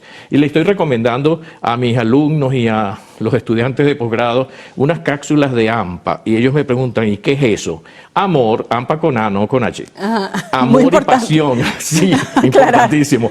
Amor y pasión por lo que hacemos. Si nosotros venezolanos le ponemos AMPA y tomamos AMPA varias veces al día, amor y pasión por lo que hacemos, este país va a salir adelante. Ahora, doctor, importantísimo estas cápsulas, ¿no? De AMPA sin H, que ha aclarado usted. Ahora, ¿qué días serán estas jornadas? Y también quería una precisión sobre estos exámenes que son fundamentales para el diagnóstico. ¿A partir de qué edad se debe hacer una colonoscopia, una endoscopia también? Porque hay mucha confusión al respecto. Buena pregunta. El paciente que tenga ese antecedente del familiar que tuvo o tiene cáncer gástrico va con la secretaria del Servicio de Gastroenterología, se anota, deja su teléfono, su correo si lo tiene, y le vamos a avisar cuándo vamos a reunirnos para hablarles sobre el programa y para orientarlos sobre lo importante de la prevención. Luego lo vamos a citar para el estudio endoscópico, la toma de la biopsia.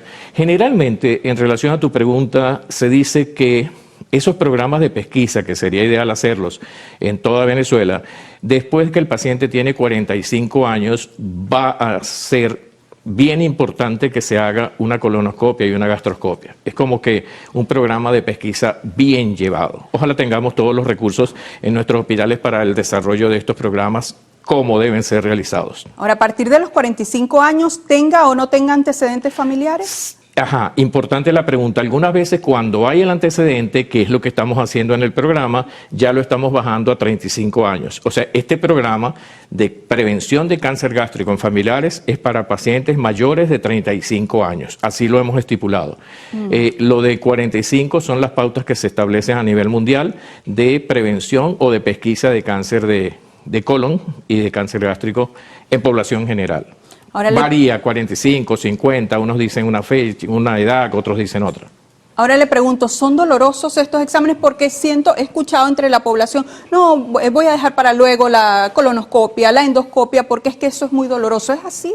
No, es un estudio que se hace con sedación y lo estamos haciendo con el anestesiólogo al lado que se encarga de administrar la medicación necesaria para que el paciente esté sedado y no sienta ninguna molestia. Realmente, sin sedación, por supuesto, es un estudio incómodo, pero lo hacemos bajo sedación justamente para evitar todas esas incomodidades que pueden presentar los pacientes en la realización de un estudio que tiene un tiempo, es variable, 10 minutos, 15 minutos, 20 minutos, dependiendo la facilidad para poder realizar el estudio completo, pero no, realmente lo que hacemos actualmente es que el paciente prácticamente algunas veces nos dice, ¿me hicieron el estudio? Sí, ya se le hizo, porque no sienten las molestias que muchas veces se comentan. Ahora, ¿qué siente usted en consulta? ¿Hay realmente una cultura de prevención en ese sentido? ¿Hay una educación entre la población en ese sentido? Porque sabemos que cuando hablamos de cáncer, pues un diagnóstico precoz significa vida. Esa es una de las mejores preguntas que me han hecho y realmente la cultura no existe. Pero yo tengo fe, tengo esperanza y con todas estas cosas que nos han pasado, yo creo que debemos enfocarnos en hacer lo prioritario. Y un sistema de salud en Venezuela que debemos todos participar para que sea un muy buen sistema de salud, debe tener prevención y promoción de la salud. Y esa cultura de saber prevenir estas enfermedades es fundamental. Tenemos que sembrar ese concepto desde nuestras universidades. Yo fui director de salud de Baruta un tiempo y una de las cosas que quería sembrar era lo importante de educar a las comunidades sobre la necesidad de conocer los factores de riesgo de las enfermedades que más frecuentemente nos afectan y se puede hacer un buen programa para evitarlo. Una de las cosas que me llenó de satisfacción era que me fui a los colegios con niños de Baruta y les daba charlas de prevención en salud. No tienes idea cómo se sentían esos muchachitos de felices y pasábamos rato intercambiando información, por ejemplo, la prevención de la hepatitis, que es con el lavado de las manos, fundamental, pero algunas veces no lo hacemos. Y les comentaba que si íbamos a X sitio de comida rápida, y el muchacho que tenía una hepatitis, pero no lo sabía porque estaba todavía en fase de que no se había manifestado clínicamente, si ese muchacho estaba haciendo una hepatitis, iba al baño, no se lavaba las manos, regresaba con el virus en las manos y nos daba la hamburguesa llena de virus. Bueno, ellos se reían y disfrutaban y aprendían. Y lo que queremos es que estos niños se conviertan en promotores de salud y que lleven a sus casas ese mensaje de prevención de salud. Ese día seremos felices porque estaremos contribuyendo para que nuestro país tenga un sistema de salud donde la prevención sea algo bien importante. Importantísimo esto de sembrar conciencia en los niños, pero ¿cómo hacer para sembrar conciencia en los adultos en cuanto a la salud gastrointestinal? Con los niños. Yo creo que justamente por eso se me ocurrió la idea, no es mía, eso se ha hecho en varios países, que ese niño llegue a su casa esa noche hablándole a su papá, a su mamá, a su tío, a sus familiares. Oye, me dieron una clase hoy de prevención de la hepatitis y hay que lavarse muy bien las manos con agua y jabón cada vez que cocinamos, cada vez que preparamos los alimentos. Yo creo que eso es una muy buena forma de educarnos entre todos. Y que los niños se conviertan en nuestros profesores en esa parte de promoción, yo creo que sería algo bien hermoso y bien necesario. Siempre los niños son grandes maestros, claro, doctor. Que sí. Ahora pasemos a los síntomas, porque muchas de estas enfermedades quizás no arrojan síntomas de inmediato y sobre todo me quiero enfocar en el tema cáncer. Sí, es una pregunta también bien relevante. Hay programas, cuando yo hice posgrado de gastroenterología, fui a San Cristóbal donde había todavía existe un programa de prevención de cáncer gástrico y es ese paciente asintomático, no tiene molestias. Le hacían un estudio radiológico, en ese momento se utilizaba más la radiología, ahora se utiliza mucho más la endoscopia y ahí se conseguían lesiones. Nosotros hicimos un programa de investigación hace unos cuantos años donde en el paciente asintomático no tenía aparentemente lesiones y nos encontramos con que sí, varios pacientes de ellos tenían ya displasia, que es un paso previo al cáncer gástrico. Entonces, sí, algunas veces es silencioso, es como que el enemigo silencioso, pero con esta cultura que queremos sembrar y que tenemos que sembrar, yo creo que vamos a avanzar en este mundo tan importante de la salud. Claro, no esperar a que aparezcan los síntomas, porque sin duda ya iría pues la enfermedad avanzada. ¿Qué es lo que ocurre con frecuencia? El cáncer de esófago, por ejemplo, no acude sino cuando tiene ya la dificultad para tragar, pero ese cáncer dio manifestaciones y epidemiológicamente es importante aquí también hablar del tabaco y del alcohol que están directamente relacionados con ese aumento en la frecuencia de cáncer, como en este caso el de esófago. Es educación, es programar todos esos pasos que debemos hacer para tener un buen sistema de salud. Lo podemos lograr. Gracias, doctor. Le agradecemos mucho esta conversación en esta mañana. Déjenos rapidito sus vías de contacto, sus redes sociales, para que la población pueda pues tenerlo allí a mano y consultar. Con mucho gusto en X, @GBeitia, en TikTok, porque ahora estoy hasta en TikTok, doctor Guillermo Beitia, y en Instagram, colitis Crohn y algo más. Le agradecemos mucho esta conversación en la mañana de hoy. En la próxima parte, Adrián Barros conversará con Luigi Picela, miembro de la Comisión para la Evaluación de Activos Públicos y expresidente de Conindustria. Ya venimos.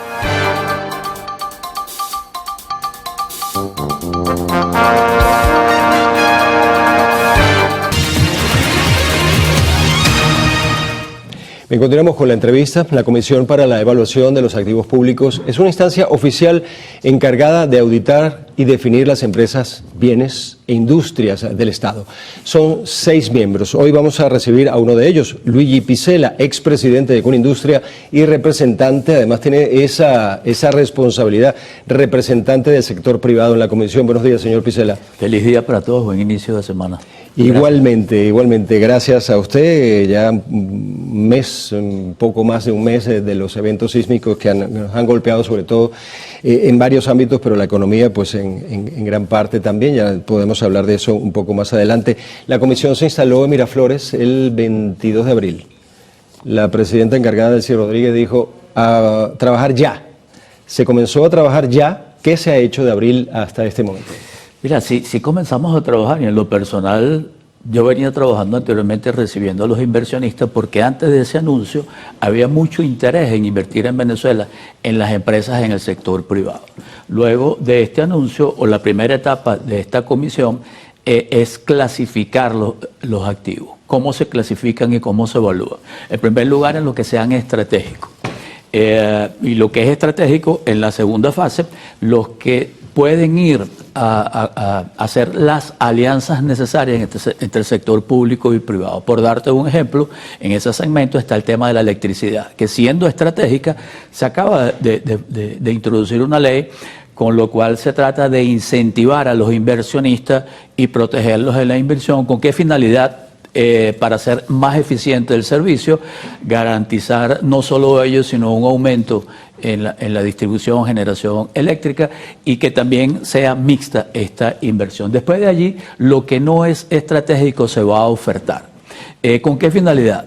Para que todos estos activos sean más eficientes, generen más empleo, se recupere el poder adquisitivo y también generen actividad económica. Cuando se genera actividad económica, también generas impuestos, por decirte algo, ¿no? Y lo último, hay activos que no están operativos, ellos también se van a liquidar. Y en respuesta a tu pregunta, que fue un poco larga, ¿qué hemos hecho? Bueno, en primer lugar, recibir a todos los inversionistas que están interesados en esta empresa. En segundo lugar, hay una parte que no te la mencioné, sino es la devolución a aquellos activos que no se concluyó el proceso de expropiación, y en ello hay que tener reuniones individuales con cada uno de estos empresarios, porque todos los casos son totalmente diferentes. Tenemos un retraso. Soy de los que pienso, evidentemente, lamentar los hechos ocurridos, como tú bien lo mencionaste, hace ya poco más de 30 días, pero paralelamente tenemos que seguir avanzando, y soy los que pienso que ahorita debemos acelerar ese proceso para buscar las inversiones e irle quitando poco a poco la carga laboral que tiene el Estado con todas estos activos que tienen a nombre de todos los organismos del Estado. ¿Cómo se determina técnicamente que una empresa es estratégica para el Estado o que va pues a la oferta pública? Es la que beneficie más a la población. Si una empresa beneficia a la población y es necesaria que permanezca en manos del Estado, pues ella permanecerá. Ese ejemplo te lo pongo, está excluido el tema de hidrocarburos, y fíjate algo, te hice un ejemplo en el caso de la electricidad. ¿Por qué es estratégica? Porque en primer lugar existe un subsidio enorme con el cual, si fuese a manos privadas por completo, ese subsidio desaparecería. Entonces, por eso es que es estratégico. Adicionalmente a ello, soy de los que pienso personalmente de que si tú determinas que un activo es estratégico, por darte un ejemplo, un puerto o un aeropuerto, tú no tienes por qué operarlo, pues te buscas un operador que sea especialista en ello, que te garantiza no solo la inversión, la transparencia y un adecuado y eficiente servicio. Los activos que no son operativos, ¿cómo se canaliza, digamos? ¿Cómo se lleva a cabo esta liquidación y qué parámetros de transparencia presenta el proceso? Es una excelente pregunta. Tú sabes que yo recibo a veces muchas llamadas y me dicen, mira, dame la lista de qué es lo que se va a vender o qué es lo que se va a ofertar. Y la respuesta es la siguiente: será transparente, se publicará. Todos tendrán acceso a esa información.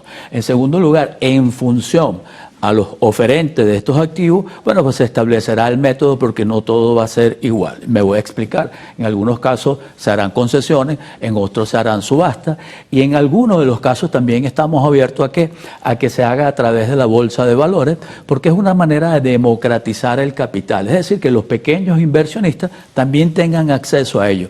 Más o menos esta es la forma prevista. Estamos también abiertos a otras, la misma dinámica lo dirá y en la misma medida que vayamos avanzando pues es perfectible todo esto que vamos a hacer.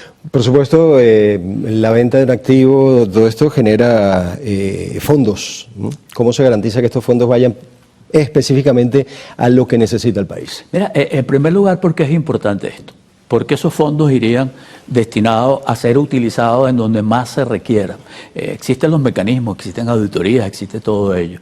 Por darte un ejemplo, destinarlos a salud, destinarlos a la educación, destinarlos a la seguridad, etcétera, etcétera. En segundo lugar, fíjate que es un ingreso que va a recibir el Estado. En segundo lugar, el inversionista tiene que, valga la redundancia, capitalizar el dinero, hacer las inversiones en esa empresa y generará mayor actividad económica, contratará más personal y también mejorará el poder adquisitivo de los trabajadores. Pero adicionalmente a ello, va a generar más impuestos, vamos a producir más en el país.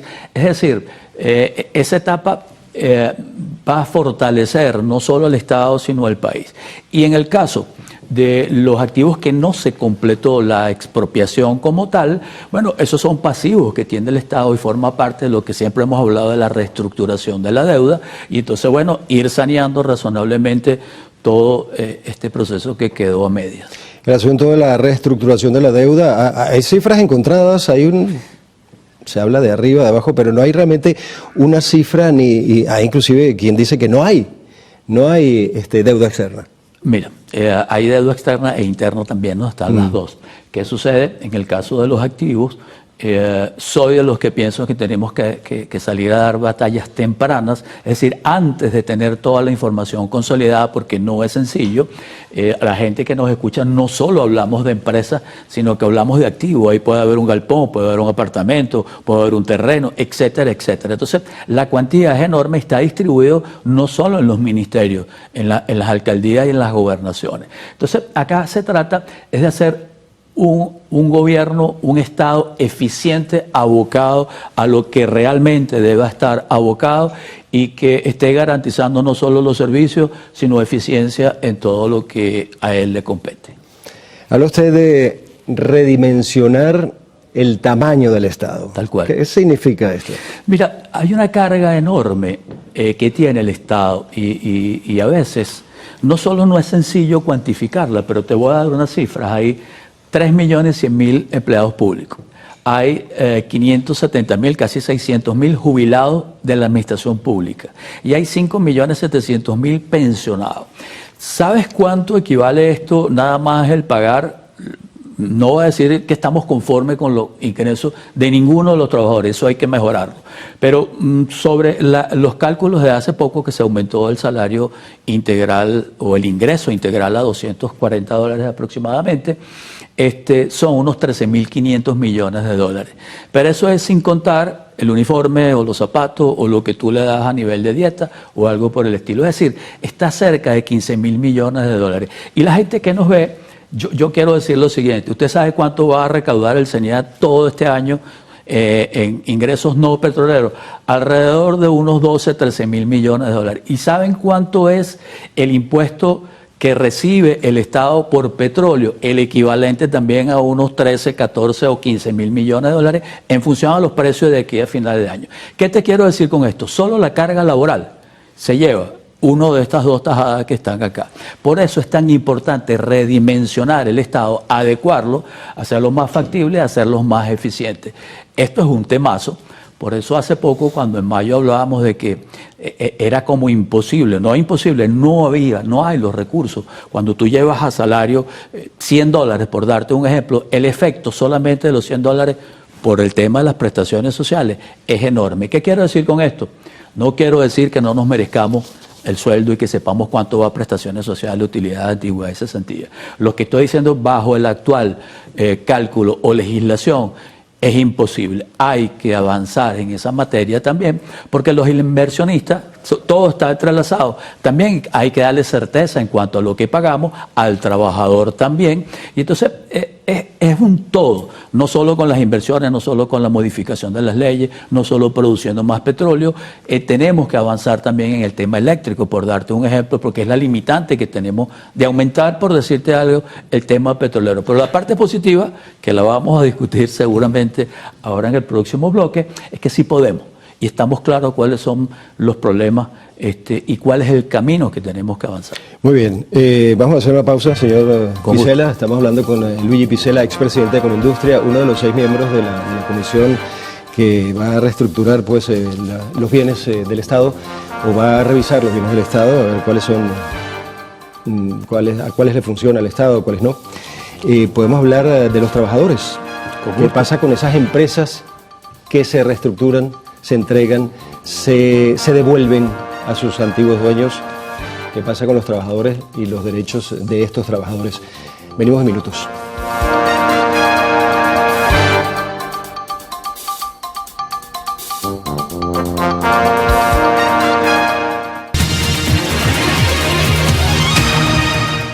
Bien, continuamos hablando con el señor Luigi Picela, empresario industrial, miembro de la Comisión para la Evaluación de Activos Públicos, uno de los 6 miembros que ya podemos nombrar quizá en algún momento quiénes son los otros miembros de la comisión, pero quedamos antes de la pausa, ¿qué pasa con los trabajadores de una empresa que fue expropiada, se devuelve?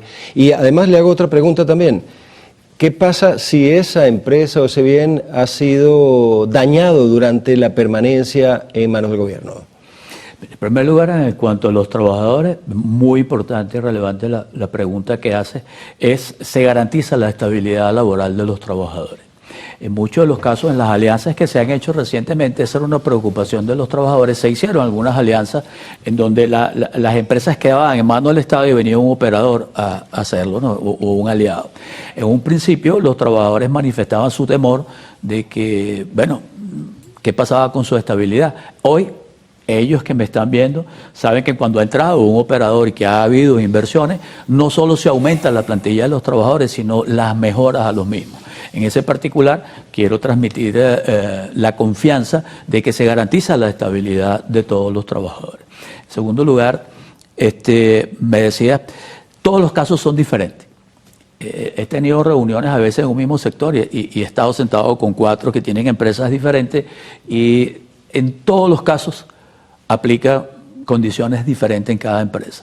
Lo que sí vamos a hacer es crear las condiciones para que sus dueños no solo tomen nuevamente esas empresas, sino favorecerlo en lo que sea necesario para que él se sienta a gusto tomando esa empresa nuevamente. Pero en todos los que me he reunido te puedo anticipar de que el tema del país cambió.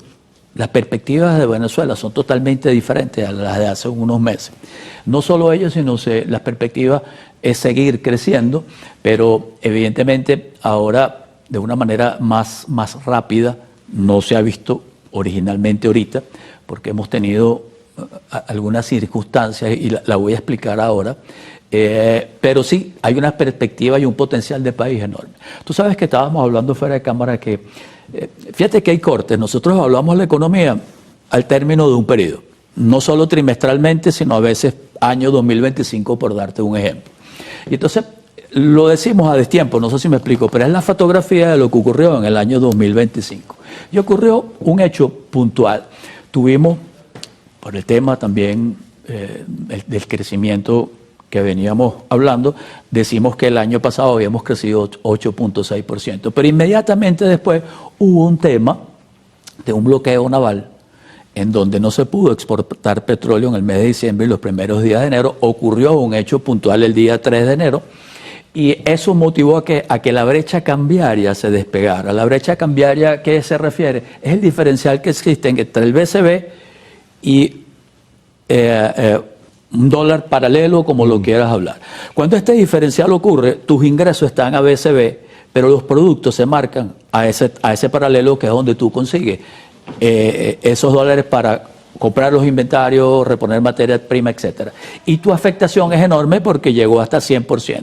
¿Qué ocasiona esto? tus ingresos estaban a BCB y los productos se marcaron y se dispararon a la tasa paralela. Y la gente decía, tú me estás diciendo, me acabas de decir que crecimos en el año 2025, pero yo veo todo lo contrario. A mí el dinero no me alcanza. No solo a ellos, sino a las expectativas de inversiones. Escuchábamos al presidente Trump decir que venían inversiones por 100.000 millones de dólares. Me escuchabas a mí diciendo que los inversionistas ya están acá, pero ese dinero no había entrado. Entonces, ¿qué te quiero decir con esto? No solo ellos decíamos, vamos a seguir creciendo en este año 2026. Entonces, hay que estar consciente de que la fotografía se saca en un momento del tiempo y pueden ocurrir eventos que evidentemente te perjudican, entonces tú no puedes entender qué es lo que está ocurriendo. Pero esta breve explicación es para justificar lo que estamos diciendo y también decir que las perspectivas son muy buenas para el país, van a ocurrir gradualmente y tenemos el mejor potencial de crecimiento del mundo hoy por hoy. Se me ocurren varias cosas, el tiempo nos alcanza, ¿no? Quedó pendiente lo de qué pasa con una empresa un bien que fue deteriorado en manos del gobierno. Claro, es lo que te decía, les crearemos las condiciones para compensar dicha consecuencia. Tenemos que ir a otra pausa. Con gusto. Rápidamente, señor Luigi Picela, expresidente de Colindustria, representante del sector privado en la comisión que está auditando, controlando o revisando los bienes públicos. En la próxima parte podríamos tocar el tema de la banca, el encaje legal y todo eso que me parece muy interesante y que le interesa mucho a la población normal, pues al ciudadano de a pie. Ya venimos.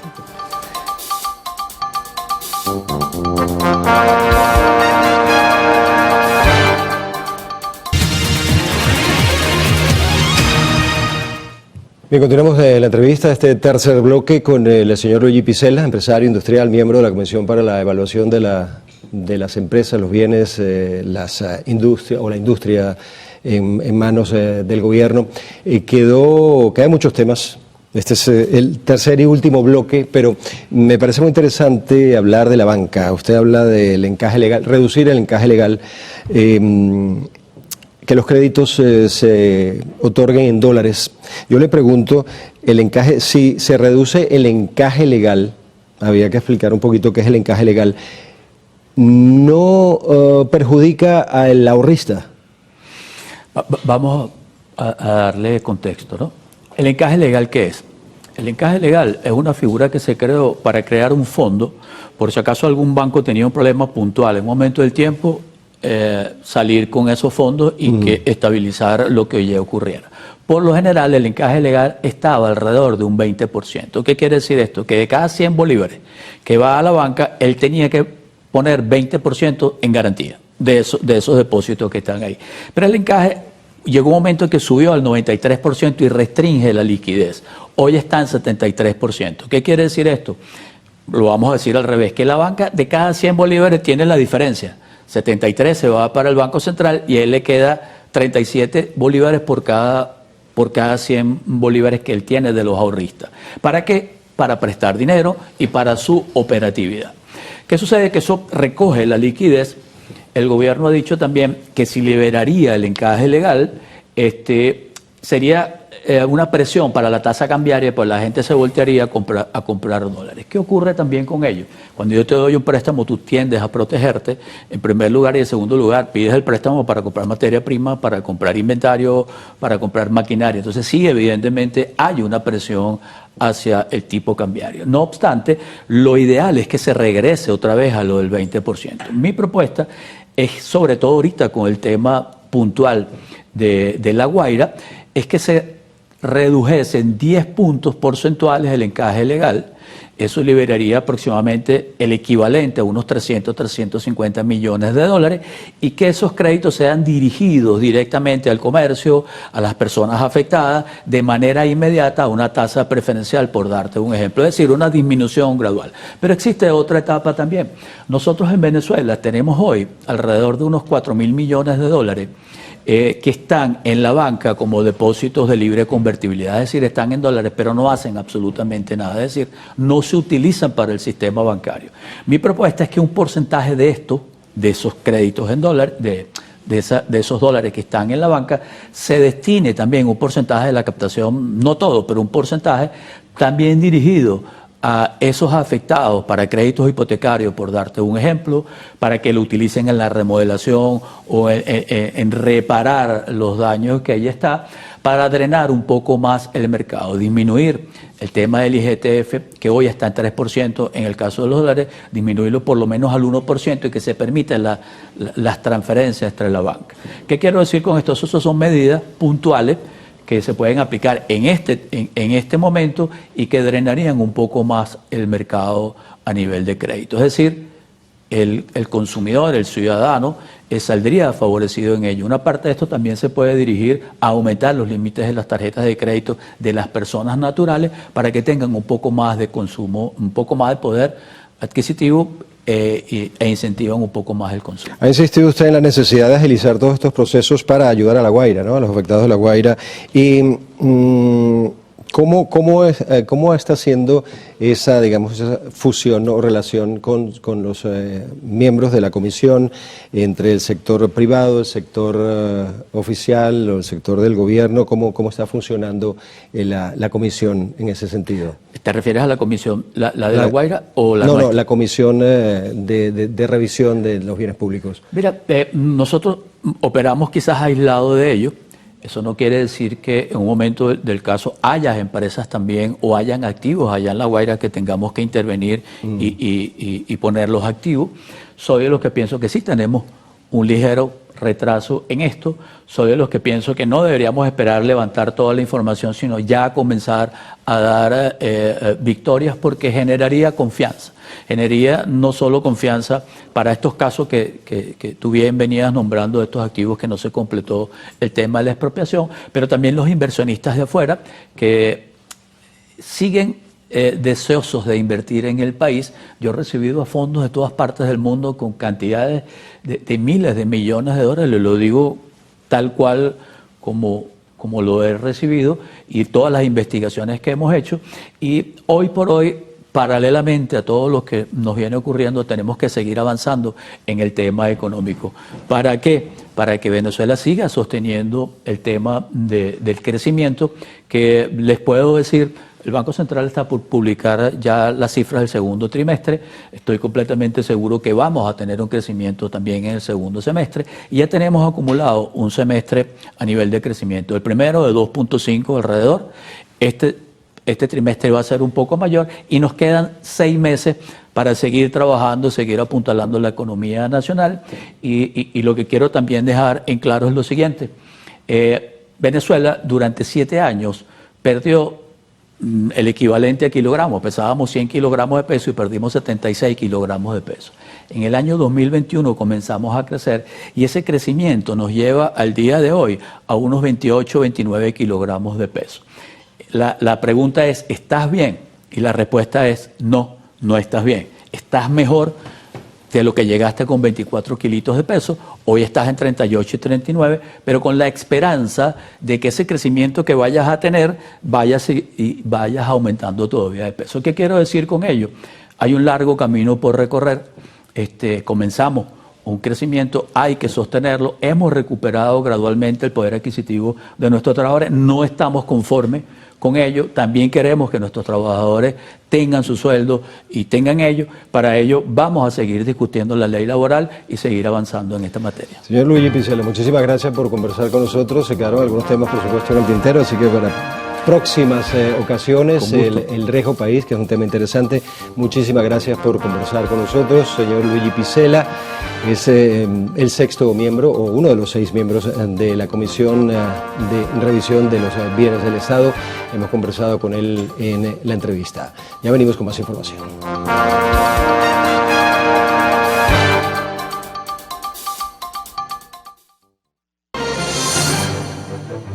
En buena parte de Europa los incendios están fuera de control. Las autoridades francesas advirtieron sobre la complejidad de los focos de incendio registrados en varios departamentos del país que continúan consumiendo hectáreas.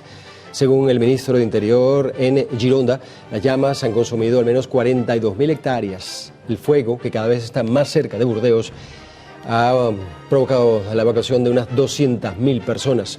El presidente de Francia, Emmanuel Macron, ha convocado una reunión de gabinete de crisis para hoy, a fin de analizar esta complicada situación.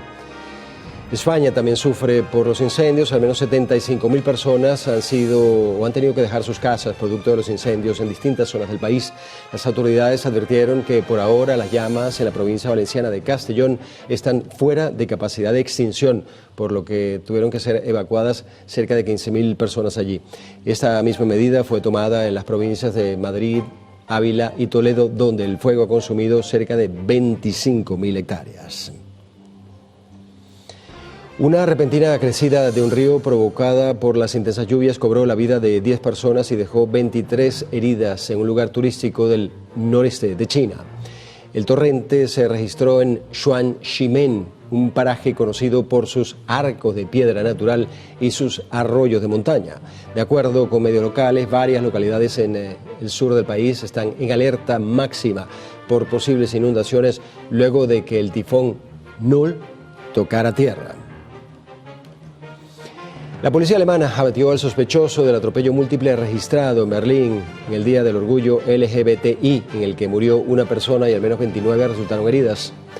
Según las autoridades, al ser localizado por los funcionarios, el sujeto corrió hacia ellos con un arma blanca en la mano, por lo que abrieron fuego y el hombre murió en el lugar.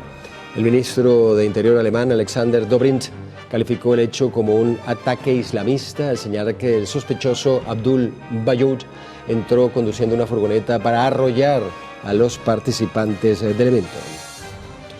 Volvemos a nuestro continente. Al menos 6 personas fueron asesinadas y 2 resultaron heridas en un ataque armado en un barrio de la localidad de Guatemala, en circunstancias que todavía están siendo investigadas. De acuerdo con medios locales, el atentado se produjo en el sector denominado Boca del Monte, en las afueras de una residencia ubicada en el municipio de Villa Canales. En esta zona del país se han registrado varios asesinatos presuntamente a manos de pandilleros. El expresidente de Honduras, Juan Orlando Hernández, regresó a su país para enfrentar un proceso judicial por presunto delito de fraude y lavado de activos. La llegada de Hernández a territorio hondureño se produce luego de recibir un indulto en Estados Unidos que anuló su condena de 45 años por narcotráfico. Su audiencia inicial de declaración fue fijada para el 3 de agosto. El retorno del exmandatario reaviva el debate político entre el sector que respalda su defensa y el que exige que responda ante la justicia.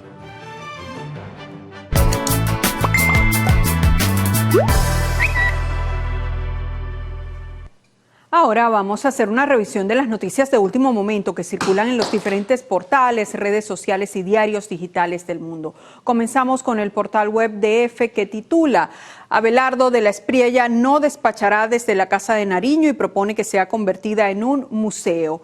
En un mensaje al país transmitido por sus redes sociales, de la Espriella, quien asumirá como presidente el próximo 7 de agosto, reiteró que propondrá al Congreso una reforma constitucional para reconocer a Barranquilla como capital alterna para descentralizar el poder. Pasamos ahora a Infobae. Irán dijo que no mantiene negociaciones con Estados Unidos sobre la guerra en Oriente Medio. El portavoz del Ministerio de Relaciones Exteriores iraní, Esmail Bakai, afirmó en rueda de prensa que Teherán no ha solicitado la apertura de un diálogo. Desmintió informaciones sobre posibles conversaciones bilaterales. Y en nuestro video viral de hoy tenemos el trágico caso de un oso que quedó atrapado en lo alto de un poste de electricidad en Nuevo México. A través de las redes sociales se difundieron las imágenes del extraño evento que lamentablemente culminó con la muerte del animal, que resultó electrocutado. Según versiones oficiales, la cantidad de personas tomando fotos y grabando videos impidió que el oso descendiera por su cuenta, mientras que testigos afirman que fue la mala gestión de la emergencia por parte de los agentes de seguridad lo que impidió el rescate. Bueno, qué lamentable que haya... Muy triste esta imagen. Pues sí, dicen que la cantidad de personas tomando fotos, pero no veo nadie ahí en la base del poste. También dice que fue la mala gestión de la emergencia por parte de los organismos, así que Ahí están las dos versiones. Pues sí. Vamos a ver entonces qué nos tiene hoy nuestro amigo Eduardo Pino con los deportes. Eduardo, buenos días.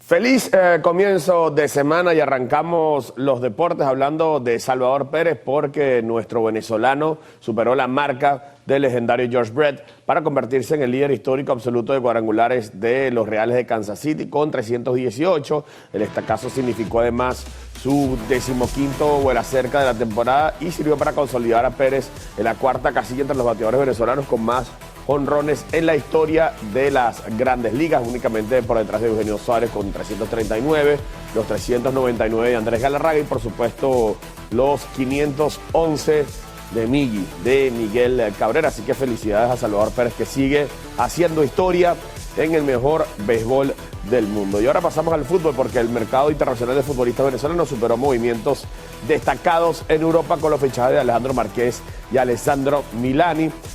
Por un lado, el delantero caraqueño de 25 años, Alejandro Márquez, fue anunciado como nuevo refuerzo del Granada de la segunda división de España hasta junio del 2027. Por su parte, el defensor internacional de 21 años en Milani dio un importante salto en su carrera al ser traspasado definitivamente desde la Lazio al Inter de Milán con un contrato por 3 campañas hasta el 2029. El lateral izquierdo del criollo se sumará inicialmente a la fila sub-23 de la escuadra nerazzurra en la tercera categoría de Italia con el objetivo de sumar rodaje y ganarse una oportunidad a mediano plazo en el primer equipo.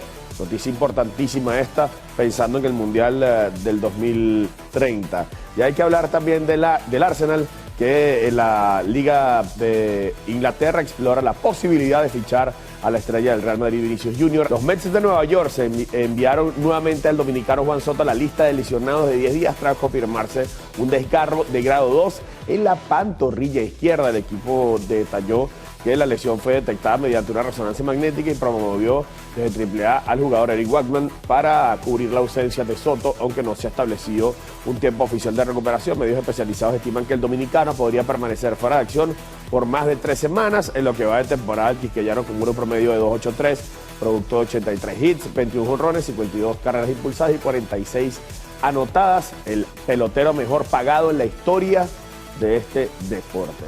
Hay que hablar ahora de Fórmula 1 porque el piloto británico Lando Norris, vigente campeón del mundo, conquistó este domingo el Gran Premio de Hungría en el circuito de Hungaroring, logrando su 12ª victoria en la Fórmula 1 y la primera desde la presente temporada tras haber conseguido la pole position la jornada anterior. Seguimos en el mundo de los motores y es que el Gran Premio de Bahrein de Fórmula 1 se disputará en el circuito de Sepang, Malasia, ocupando el lugar de la carrera suspendida en abril debido al conflicto armado en Medio Oriente, la elección de dicho circuito.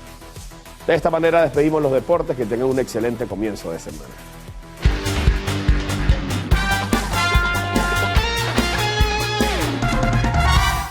Gracias, Eduardo, y también llegamos al final del noticiero Primera Emisión, agradeciéndoles como siempre su preferencia.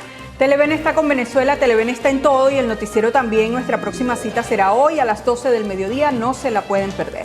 Les recordamos descargar nuestra aplicación Televen Max. Aquí nos vemos. En Instagram nos encuentran como Televen TV y El Piso, Noticiero Televen. En YouTube también estamos presentes como Televen TV con toda nuestra programación y no olvides visitar nuestra página web www.televen.com donde van a encontrar todo el contenido para su entretenimiento e información. También los invitamos a seguirnos en nuestro canal en WhatsApp, el Noticiero Televen, para que esté al día con las noticias. Recuerde, Televen está en todo. Sigan en nuestra sintonía.